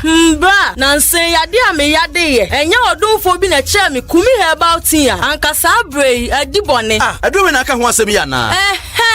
Ebia. Kumi herbal tea de eboa ema enkwamo woni paduam gya na so ye. Na senya hoden akutie nyarwa hodo a ewo ni paduam. Eye tea bag anopa bia oyi ba ko de tun so hye mu a. Minute be se du ekosi dunum entem no na wanom. Enwure nso saa bra wode de awi a wo koda. Enipa do pi ananom kumi herbal tea ni bi a wodi ho adanse. Oha hodo bi ewo ni paduam no. Kumi herbal tea ebe afi ho ama. Shano nso se oba pemfo obi o makoda nufuo ana akoda woni mfinhia edudie edre wontimi enum bi. Ubenya kumi herbal tea ebia to ewe bia oton no ahodo. Kumi herbal tea Yesumo Herbal Center ensano adwuma. Dr. Paul Kumi Minta edaso ya no. Obetimi afre no ewo 0248 716402 0248 716402 ana 0503 785656 0503 785656. Kumi herbal tea ana eye immune system support. FDA age adwade nkratoi atum.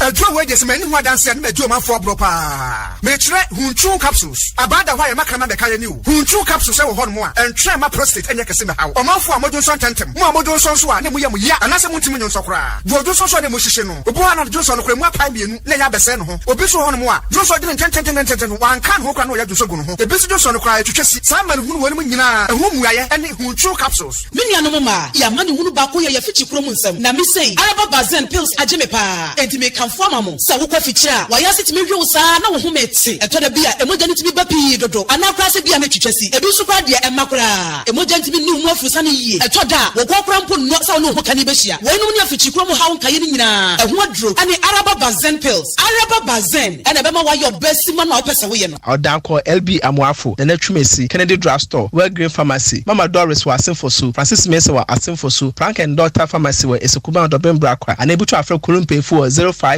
906665 and 0545 906665. One day, no be 2 days. One day, only one day. One day,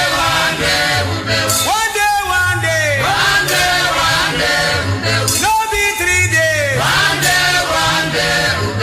Ghana adisiye Obuoba ofore amanfo emamo ache edeba ahenkan 93.3 FM. Abusia ya da so atwen ama ya da ne ho aba yekoje aboafo nkratoɔ ye san toa so na nkɔmɔ ahodo a de ato apono so no so ya hya se adi mu nkɔmɔ de amamo aseda ye de call de ama Star Electronics omukroimu anopa yi na dwumadi no gu so a ekoso Star Electronics say a fridge na wopɛ air conditioner say a television na wopɛ ana washing machine na wopɛ Oba Star Electronics on behwe no matumi ama bia ma odi akodi wujuma antennas no mo woni nyina bi decoder no nso bebre no a omo wo ewo mo hono mo a wo mo eton na ne eche ne se obeto ho no mu wi a omo de omani be di ekita ko hese ye bebo affix ya ne kama e di ama achim dan ha okọ eye NIB bank no a adjacent ho a obehunu won sa nso e na Ghana Commercial Bank akọ na abro sign no wo Liberty Lane ho ni nyina ye ne wo mo edi anim hwa okọ a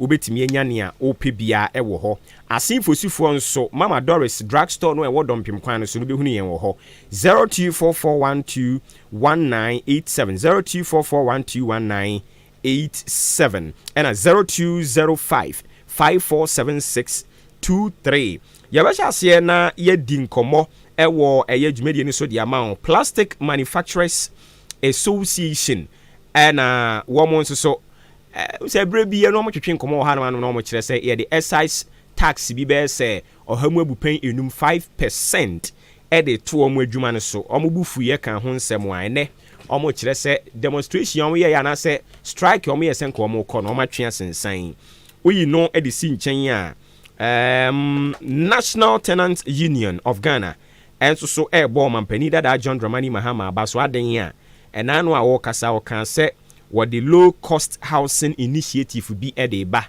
na nkuo yi ɛbɔ ɔpani no aba so yɛni kan kwa ahoma no so na yɛnkɔte nkɔmɔ wɔ mfɛm firi hɔ editor in chief ɛde ma Daily Searchlight de wobɔ krataa no ɛyɛ owura Kenneth Kwabena Ejeyi Kranche Esquire yɛne ne nkɔtwetwe nkɔmɔ yɛwura wote yɛn kan FM so ni ma kye mejo sumenia na umpum bɔkɔ deɛ bɔkɔ he na mpacho wonso nyame adom yɛn so yɛ ho yɛ papaapa na woda so agyina mu ana wasese wadwen parliamentary no oh me da so gyina okay sɛ ɛkɔ yie deɛ oh ɛkɔ yie ɛyɛ pa yɛde awurade ase anɔpɛ deɛ yɛbaa yɛ a yɛpɛ sɛ wadaro ma woboa yɛn na wokyerɛkyerɛ nneɛma mu kakra de kyerɛ yɛnim sɛ deɛ yɛn ate no saa pɛpɛpɛ ne te a yɛyɛ ne nteɛ sɛ wasiw ɛyɛ attorney general o kyerɛ sɛ special prosecutor no ankasa no mmerɛ mu no nneɛma bi wɔ hɔ no mu a ɛwɔ sɛ mpanimfoɔ hwɛ na ɔmo ɛde hyehyɛ yie a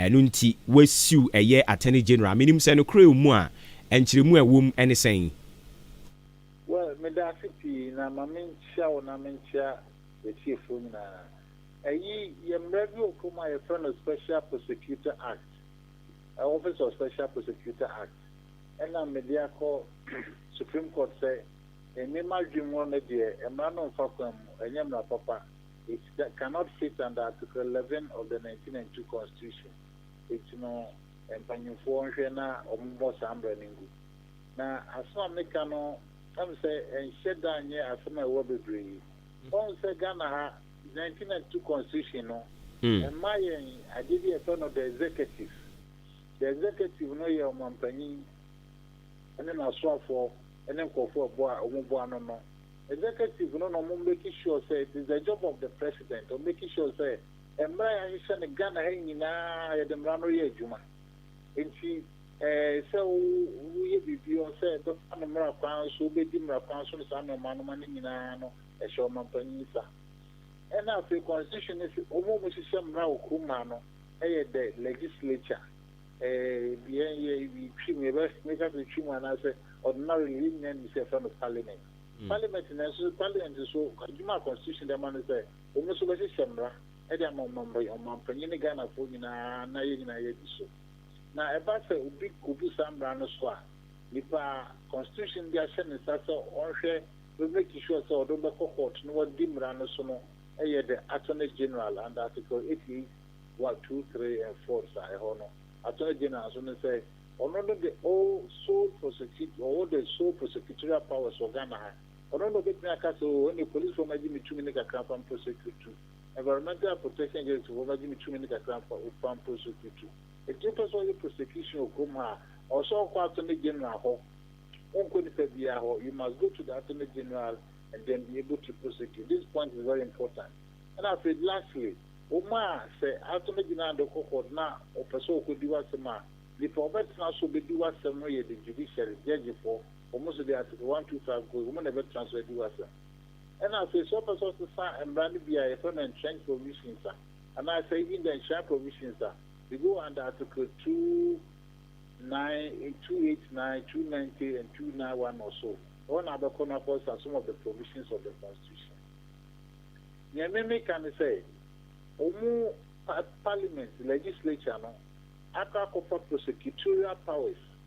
At the Akakoma, it could be a firm of Office of Special Prosecutor.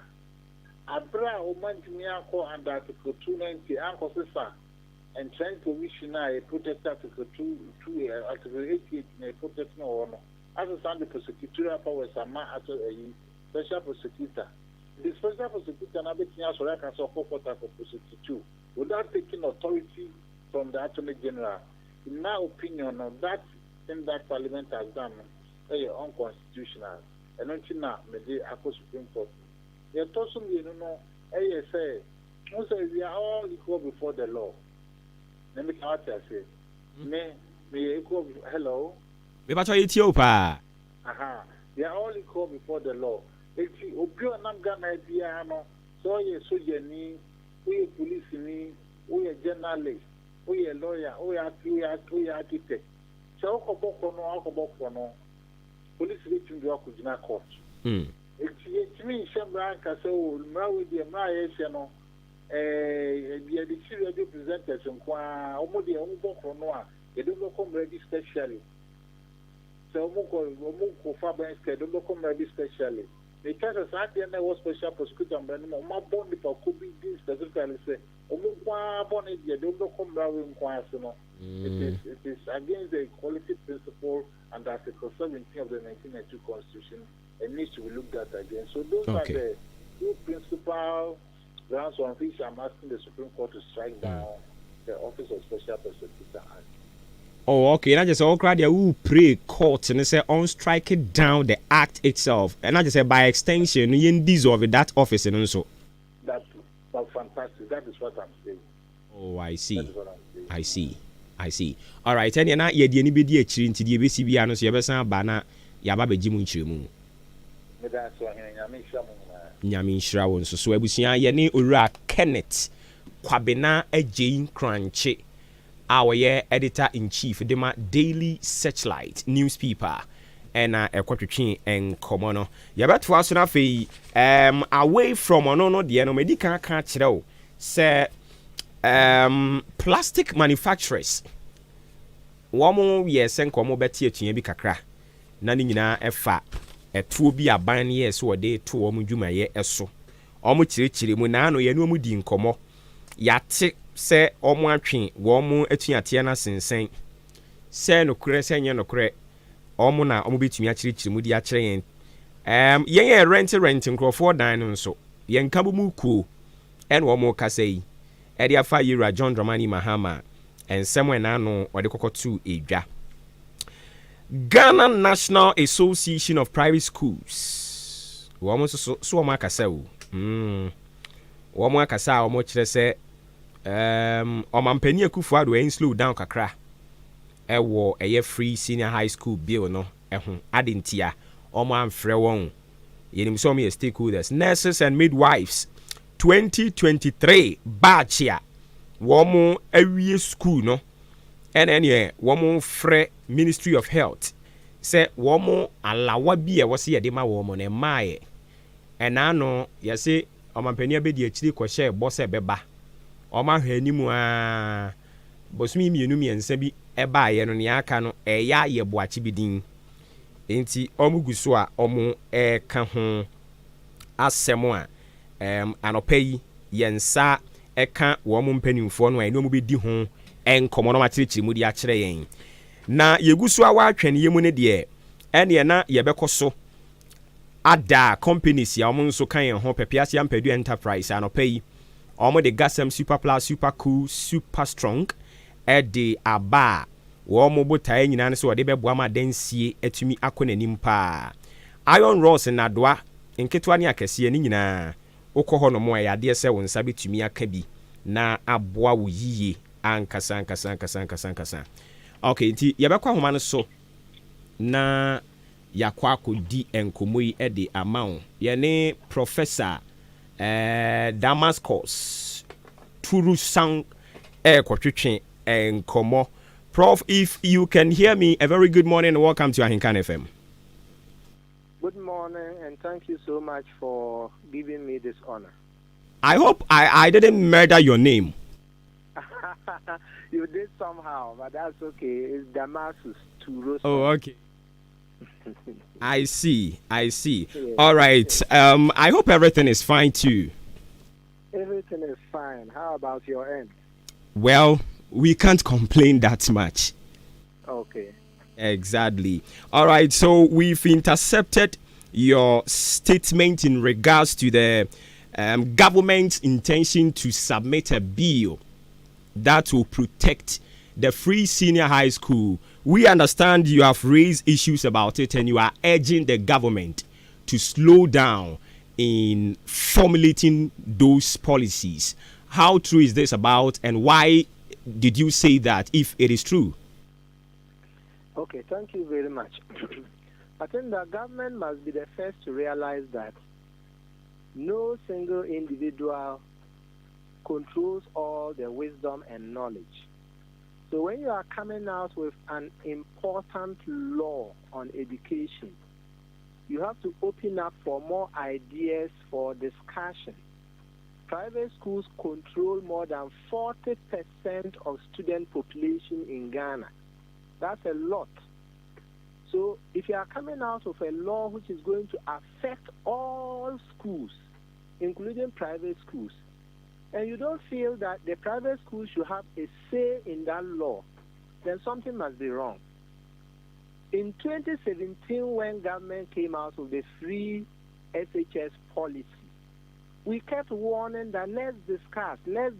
Government didn't pay heed to us. All of us are witnesses to the challenges that have come with the free senior high school system because of lack of consultation. We have all seen double track system. We have all seen overcrowding in schools, lack of feeding grants, workers, teachers who are overworked because of this free senior high school policy. But if government had discussed with us, I'm sure that we would have come up with measures to ensure smooth implementation. Now you are coming out with a bill to make free senior high school system sustainable. And you are not talking to private schools.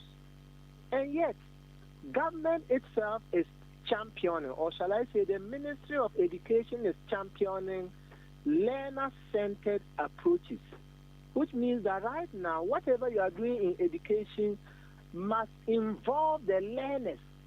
So in coming out of a law, even the learners, the students, they have student representative councils, SRCs. So those learners will need to be consulted because the policy is for their benefit. And yet, you don't think that they should contribute. The teachers who are going to be direct implementers of this law, they are not consulted. Business owners, that's private school proprietors, who have put money into establishing businesses, that's schools. You don't think they should be consulted, and you just want to do things your own way. Policies should not be drafted like that. Okay, so what has become the bone of contention over here, Prof, is that government did not consult the stakeholders in the education sector. Is that the case? That's the case, my brother. I mean, there are a number of stakeholders, like I mentioned. Mm. The learners are there, the teachers and other workers are there, the proprietors are there. All these, and even civil society, all these constituencies will need to be consulted. Okay. All right. It's been 7 years, 7 months since the government started with this free senior high school implementation. Where we have gotten to now, does the policy require a legislation or a review? The policy definitely requires a review. The policy needs a major review. I cannot say whether it needs a law, as in a bill to be sent to Parliament and passed into law. I am not sure that is necessary because no one has given any compelling reasons why we need a law. But what we definitely need badly is a review of the policy. But some have also raised issue of sustainability. We've been in this country. We can, attest to the fact that there has been a lot of things that government after government, they were all having their own new ideas and plans and how they round it. So having this legislation will serve as a guide to protect the policy. The point is that I haven't seen any political party argue against the free SHS policy. I haven't. Not the major ones, not the smaller ones. What I have heard are some minor differences regarding implementation. And I'm not sure this bill is going to spell out into detail how every step of the way the implementation should be done. Because the law is going to talk about broad issues of how free senior high school system should operate. But to the nitty-gritties of implementation which the political parties argue over, I'm not sure this law will get into all of that. So you have opted for a review. What are some of the things that you would like, you would draw the attention of the government to so that they can, review it or do something about it? In the first place, from the onset, we have indicated that if you are bringing a free senior high school system, it should not be to the benefit of only public schools. It must include the private schools as well. Because the private school owners pay taxes, parents whose children attend those private schools also pay taxes, which are used to run the free senior high school system.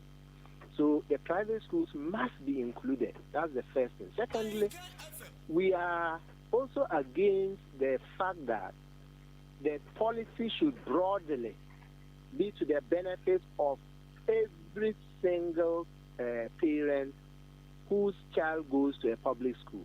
You see, there are a number of parents who can afford and who are willing and ready to pay their children's school fees.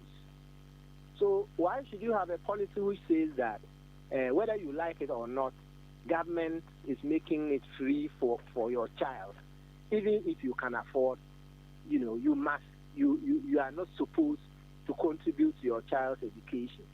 So that's another area of review that we are looking at. And we are also thinking that there should be a cut-off point for those benefiting from the free senior high school. This wholesale admission of everyone who completes junior high school into the senior high sector should be looked at again, because it's compromising quality. If that happens, you see that the numbers in the senior high school will be within bearable limits so that government can cater for both public and private schools. Okay, so these are the areas you would like the government throws more light on. Most definitely, we would like government to have a real look at those areas. All right, so it's a pleasure talking to you. In the coming days, we will definitely engage you on this same subject matter. Thank you for your time, sir. Thank you so much for this opportunity. All right, Professor Damascus Turusong, Ghana National Association of Private Schools, Wamo President, any Kochuchin and Common. So, Wamo the no. The Omo can say free senior high school bill now penny 4% what they call main rashi be fee no. Well, Omo in sheda no munya adwen sa. Baby wo hodoma wo so mu CC. Yene na di nkomo wa kyerɛkyerɛ mu. Ɔse ɔso munya botre na wo mu ɛwɔ nwuma sua soyeye no. Ohun. Mo mfrɛ wo mu na mo nyi obi adwen kyerɛ nyansa ni ba akofo tiri mu. Ɛne nti me nko ameye no wanhwe ya na de akɔhwe fam. Wo de kɔhwe won so ayɛ dodo de a ɛkom ne bi kunyan. And into yen tenase, and can san shet yen yambo, and casu near echoes and fire home. Ebe fire hono, not you could ya honka. And into no can we dear chimping for so a monshena, omonius animanina, a tree, and ye bisan say, Oseni Febie, and I was see a review and yamra. And yes, one who ten tune, dear call members of your feet, adding I see a coyamra, the abebo home buying.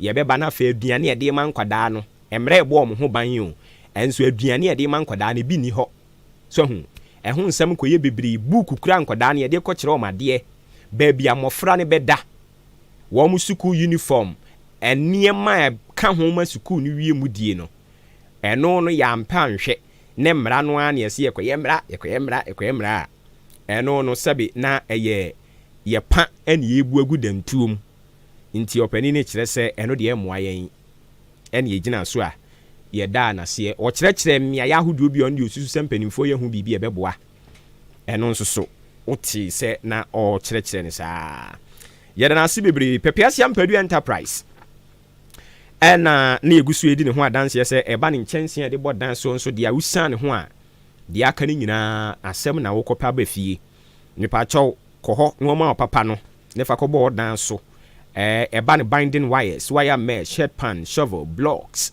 ɛna afei block machine ankasa nso yɛbi wɔ hɔ no mu a yɛtwa nipa kyɛw wopɛ sɛ woba bɛgye ɛde kɔyɛ wadeɛ a na wobɛ high kɔyɛ wadeɛ a wobɛtumi ane saa wopɛ sɛ wobɛtɔ bi nso a ɛhɔ a ne kyirifo asɛmpa kɔdo woba yɛbɛhwɛ ne atumi ane saa kama de ama wo blocks no free 4 inches ɛkɔ 6 yɛwɔ ne nyinaa solid na hollow yɛ supply nua boɔ ɛna quarry dust ɛno akyi yɛsan nso so wɔ cars wɔ hɔ no mu a wotɔ nneɛma no wie na ɛwɔ sɛ yɛde gum kogya wo a yɛhwɛ no dodoɔ yɛ kan yɛnia na ɛwɔ sɛ yɛde kogya wo ɛma nkasa mmerɛ yɛbɛyɛ ne saa de ama ntɛmpa so ɛyɛ na wafrɛ mpanimfoɔ 0244 166937 0244 166937 ɛna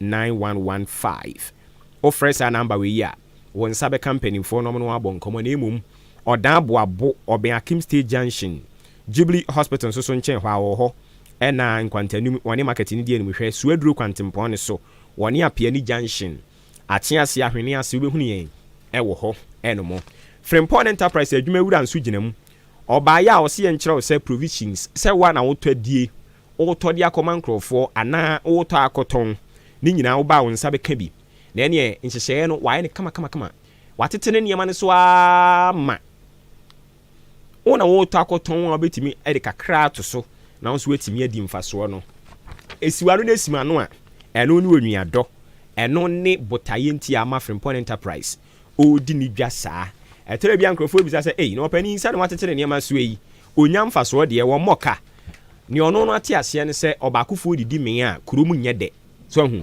ɛne ti no watete ne deɛ ne so a udidi kakra na ɔno nso adidi kakra ɔno no deɛ no nyɛ funtum funafu dankyem funafu a wɔn nyinaa yɛfunu yɛ baako a wɔdidi a no wɔpere ho no Frimpon Enterprise deɛ nte saa ɔdwene wɔ biara ho wa factor wɔ biara ɛne nti wɔn nso so wɔn electricals hɔ ne sei wɔde wɔn deɛ de aba a watete so free electrical bulbs echo cables lamp holders ceiling fan wall regulators ne ho akadeɛ multi sockets yɛba pliers nso so wɔn nyinaa bi fridge no guide ɛna TV guide no ɔwɔ bi cost 3 pins ɔwɔ bebree no abusua Liberty Lane ni mu hɔ akɔ na n'aboro san kɛseɛ no ɛwɔ ne die no mu hwɛ sara nso na wokɔ Mandarina Hotel aseɛ hɔ a ɛhɔ no mu ne gya kɔkɔɔ no wasɔ no otu a no de akɔhyɛ ha otu a no de akɔhyɛ ha nti me no kasa gya kɔkɔɔ no wasɔ no hɔ otu a wɔde akɔsɔ nkwantanim new market saa nso no watu bie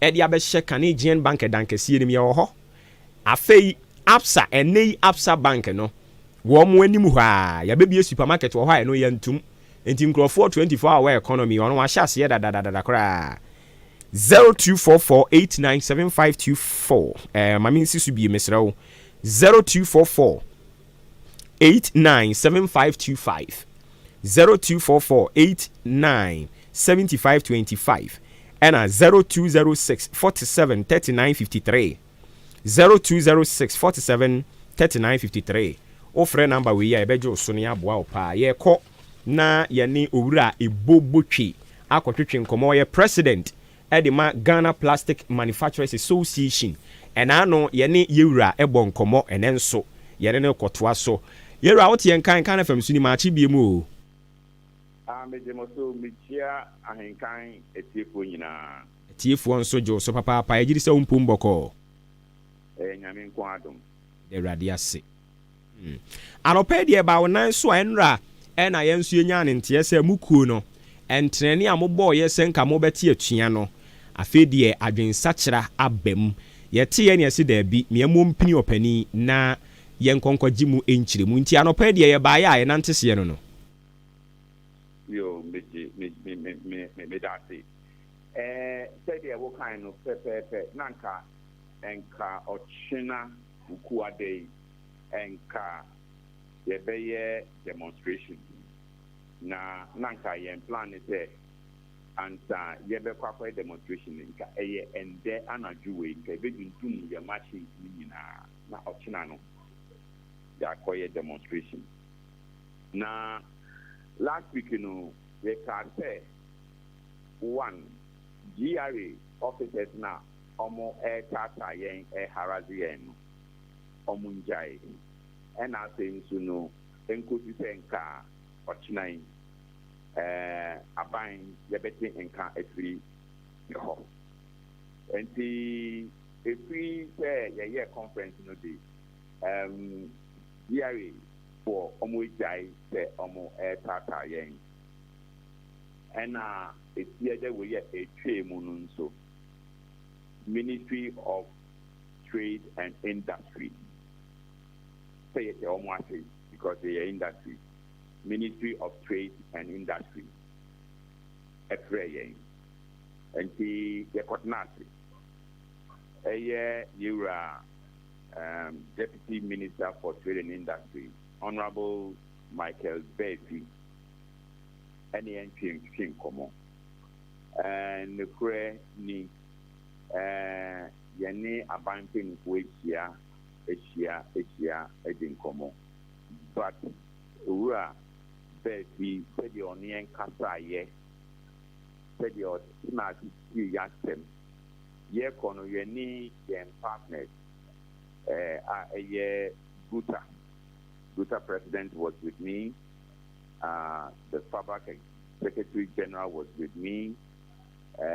Sachet and packaged water for so normal to come. Any plastic product sellers for so almost executive and so account. Now, said Americano, Honorable Beatty, in your book, na me so me boa the extra no mientia ta 5% excise tax no say chinchina say aban e de so how e de bebre of aban na nkata Ghana ekro no nyina genya ye manufacturing no and in the kra no ankranko bia the general public the general consumer how or the bebre yen I think to me to say aban Ministry of Finance almost share tax no almost unfair butashi and also so account almost very young bit me actually fine answer on the passo and the kasa you know ne cracker ne say what the anything na wajiatu empeni aban mpanyinfo biara ɛwɔ sɛ ɔno ɔmo ɛbɛkɔ akɔdi ho nkɔmɔ na kwan biara ɔmbɛfa so ama saa tax no esi hɔ no ɔhyɛ yɛn bɔ sɛ ɔbɛkɔ na papa kɔdi saa adwuma no ɛmom no ɔntumi ɛnkyerɛ sɛ ɛnde yia anaasɛ ɔkyene anaasɛ next week but ɛyɛ procedures ɛne akwan bi a yɛbɛfa so na yɛahyehyɛ nneɛma biara ma no ɛkɔsi yɛkyerɛ no nso so sɛ ɛnka saa tax no ɛsi hɔ a yɛn nso so yɛwɔ adwenkyerɛ bi ɛma aban sɛ obɛtumi de tax bi de abɛhyɛ ama aban no sɛ ne revenue bi na ɔpɛ sɛ ɔnya obɛtumi anya ɛnti na kyerɛ sɛ yɛbɛsɔre asɛm no nso na Sisiano government has engaged us and we are now in dialogue. And yet, the Americano and yet Bibia, Precope and the Yana Yakan, but Yakena Yuma, okay, tax will be a bar of the ha. And also transmitted and Ama Yak Council and Atia call of demonstration. Okay. And you're not said watch the Mama, you better sepa near the Siha. Now said your kind sempeni for Sham Bosu be 200 more. You know, the anybody chili. Bibi ni ebesa ba na se de bia oje bre nya botre chirichiri mu maye no waya maye ni etifo ano pe ye da ase ne mom bibi bie mu wo ha obepese ye beti abetimi a ede atudwa you better in fact media aya dia papa because Pedia mo carry sorry no abain etie na adibako am pese min kama obiantin enkankanka abain. The plastic industry is a silent giant in Ghana's economy. Plastic plastic instrument man the kind of one ye pa bano se Ghana education and age matemu ni adia but we are very quiet, they are silent and the ama enkrofo enhu yen boa yesu ema aban ema Ghana any the manufacturing sector the American the attraction no. Okay, yera that's papa no pay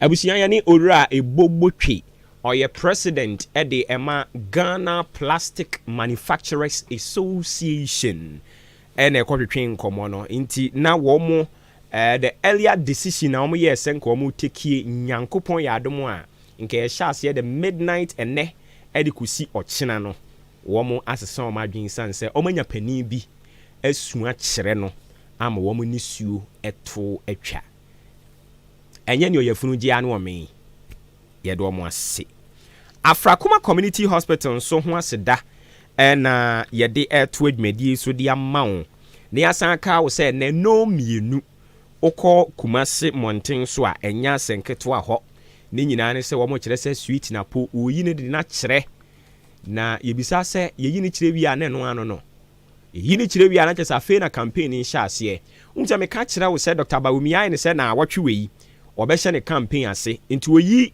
opani ne kire wie ena omo nhome sokora na afi ntoabo no sha ase a ne sa eni nti ya na wa hye ne nso de amame Afrakuma Community Hospital ewon kran Amasaman Olympic Stadium hono a uduru a taxi rank na ho no ka kire taxi driver ne se obi si Afrakuma Community Hospital wo de wo beko no akwaje wa yare sama ho ato kama uni mo bi atwo tete no a hania obi be se atwofu si hania no uni mo bi ebi tete no a now the ne call Afrakuma Community Hospital doctors no wo mutirima bobew wo mu wenim de wo de omo ye ho na omo nyi twone manframa papa bi mfa abrante ne nantem ema no 0597 005963 0597 005963 number be frɛ na wo de no akɔ no maboa wo ye free one mo a ye de ani ba kire Kumi Herbal Tea no ebo abusia Yesu mo Herbal Center no womo ba ya omo nkuta omo nkura omo nsem Herbal Tea papa bi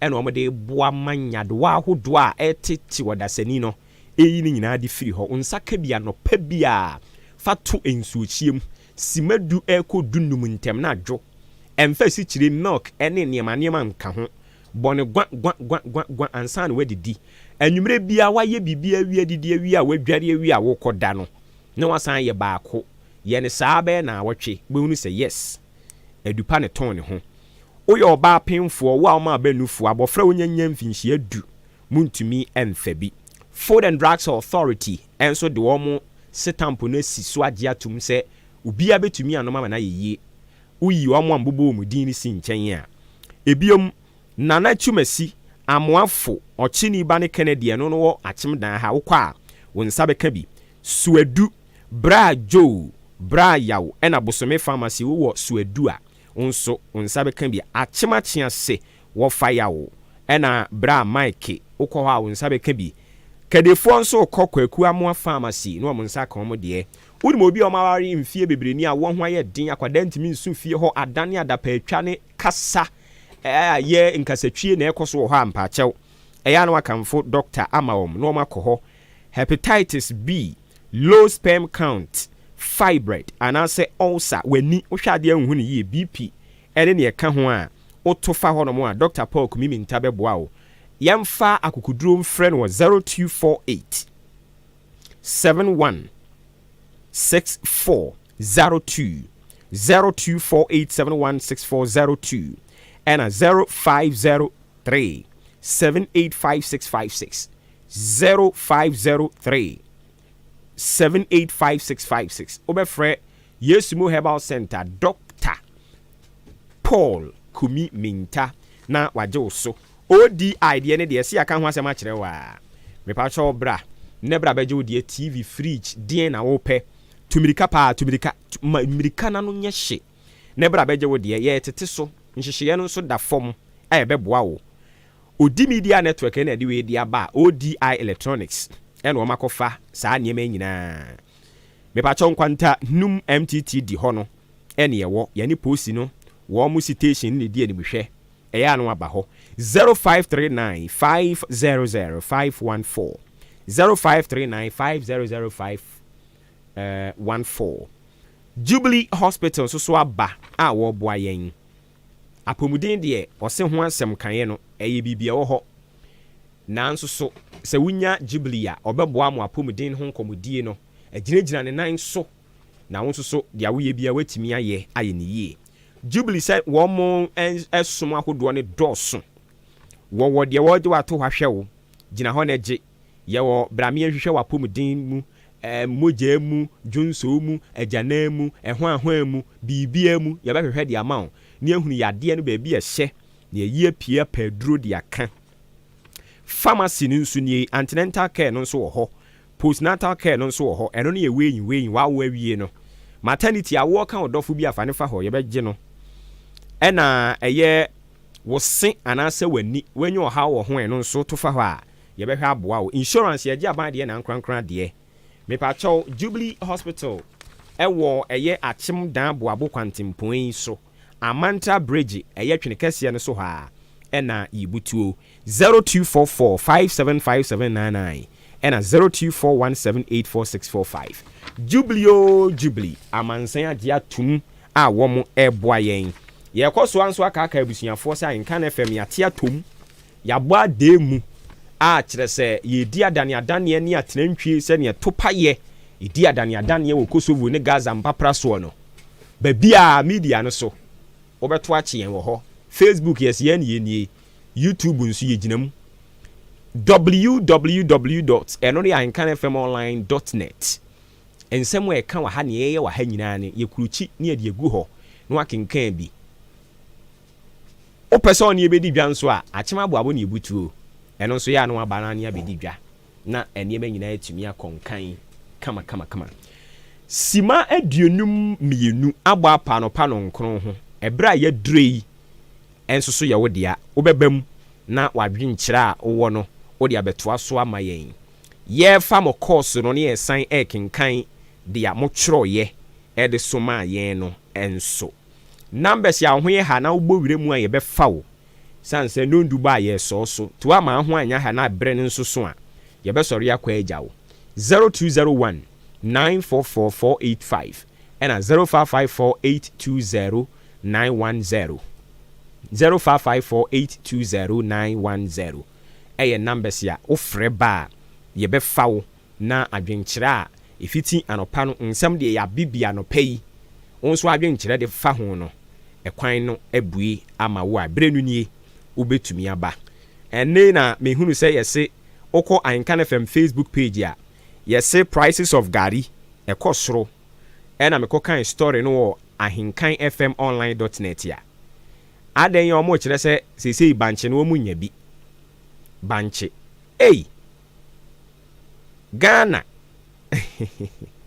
yenya banche oh I see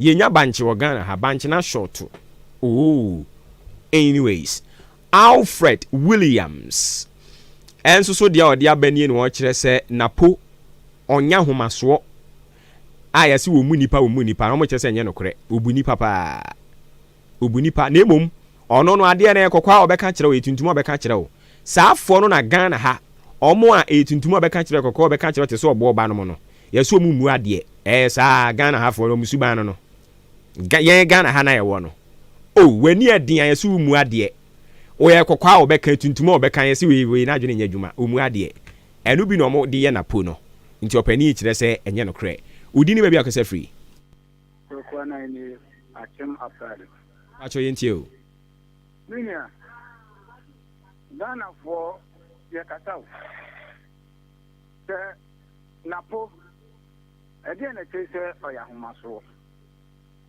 se bi mi ametie sisi ye de me company di wi a obiara bɛka ne ɔpɛ afa me ho obi kura wa menyɛ ne da ɛnso ɔbɛka sɛ ma yiyɛ no nti NPP fo ɔnyɛ no na yɛde yɛ bi sɛ nyɛ obɛtumi yɛ konkoden na NPP ɛbɛkɔ n'anim no ɛno na yɛhwɛ nyanya ne ɔbɛka sɛ ɔnde ɔyɛ odwanfo nti yɛde yɛnti obiara ke ɔmo yɛ dɛn na paa na ɛkɔ meda ase yɛn so yɛda ase papaapa ɛbakyɛ ɔbere kakra da so wɔ mu ɛne nti nso wɔ adwenkyerɛ a bɛtumi de abɛtoa so ɛde ama yɛn mo adwenkyerɛ a mo nso mo tintim yɛde baeɛ no nso ne ɛgu so a yɛkenkan bebree no ade ma mo na ma menyina wei so na memisa akyem ɔdan ECG foɔ na mo ano moayɛ mo ho ayi o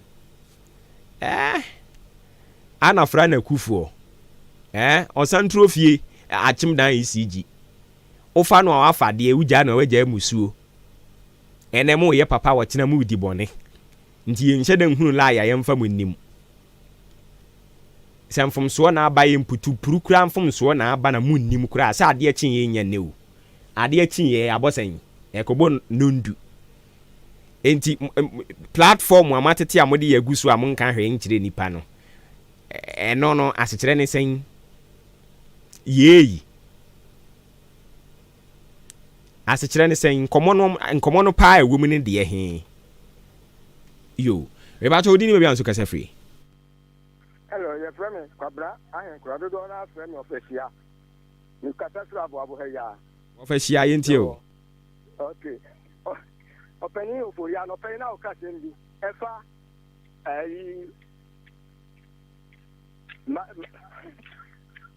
we say ni ajifo ho atem no anɔpɛ na woka no dendenden sɛ amanfoɔ no sɛ na po ho asɛm yɛ aba the same thing sɛ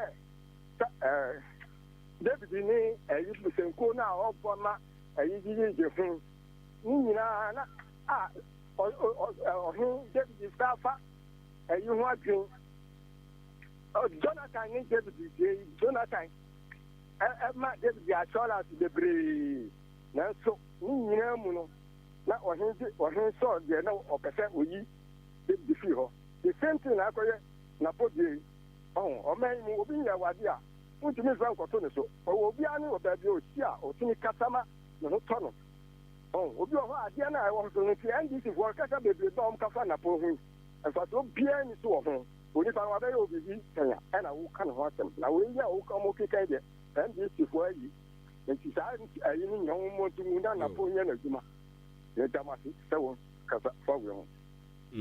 yɛda ase wɔ fahia bibi edifiri kasoa no nso de aba no kyerɛ sɛ enka bɔ mu ene bɛma MPP baabi ɔmo pɛ so ɔmo kɔ no ɔmo atumi akɔ ɛno nti deɛ ɛwɔ so ɔmo ɛya ne so ɔmo bɛma ɔmo ani ada hɔ na fei ɔmo botae no ɔmo de ɔmo ani asi so ɛnkyia nkɔma onimunyamfo Mavis Hawa Kumsin ɛna afei MC yɔwɔ Mpotemo ho Anita Love Obo oso ochia mo Bertrand ni Ejin Kraku aka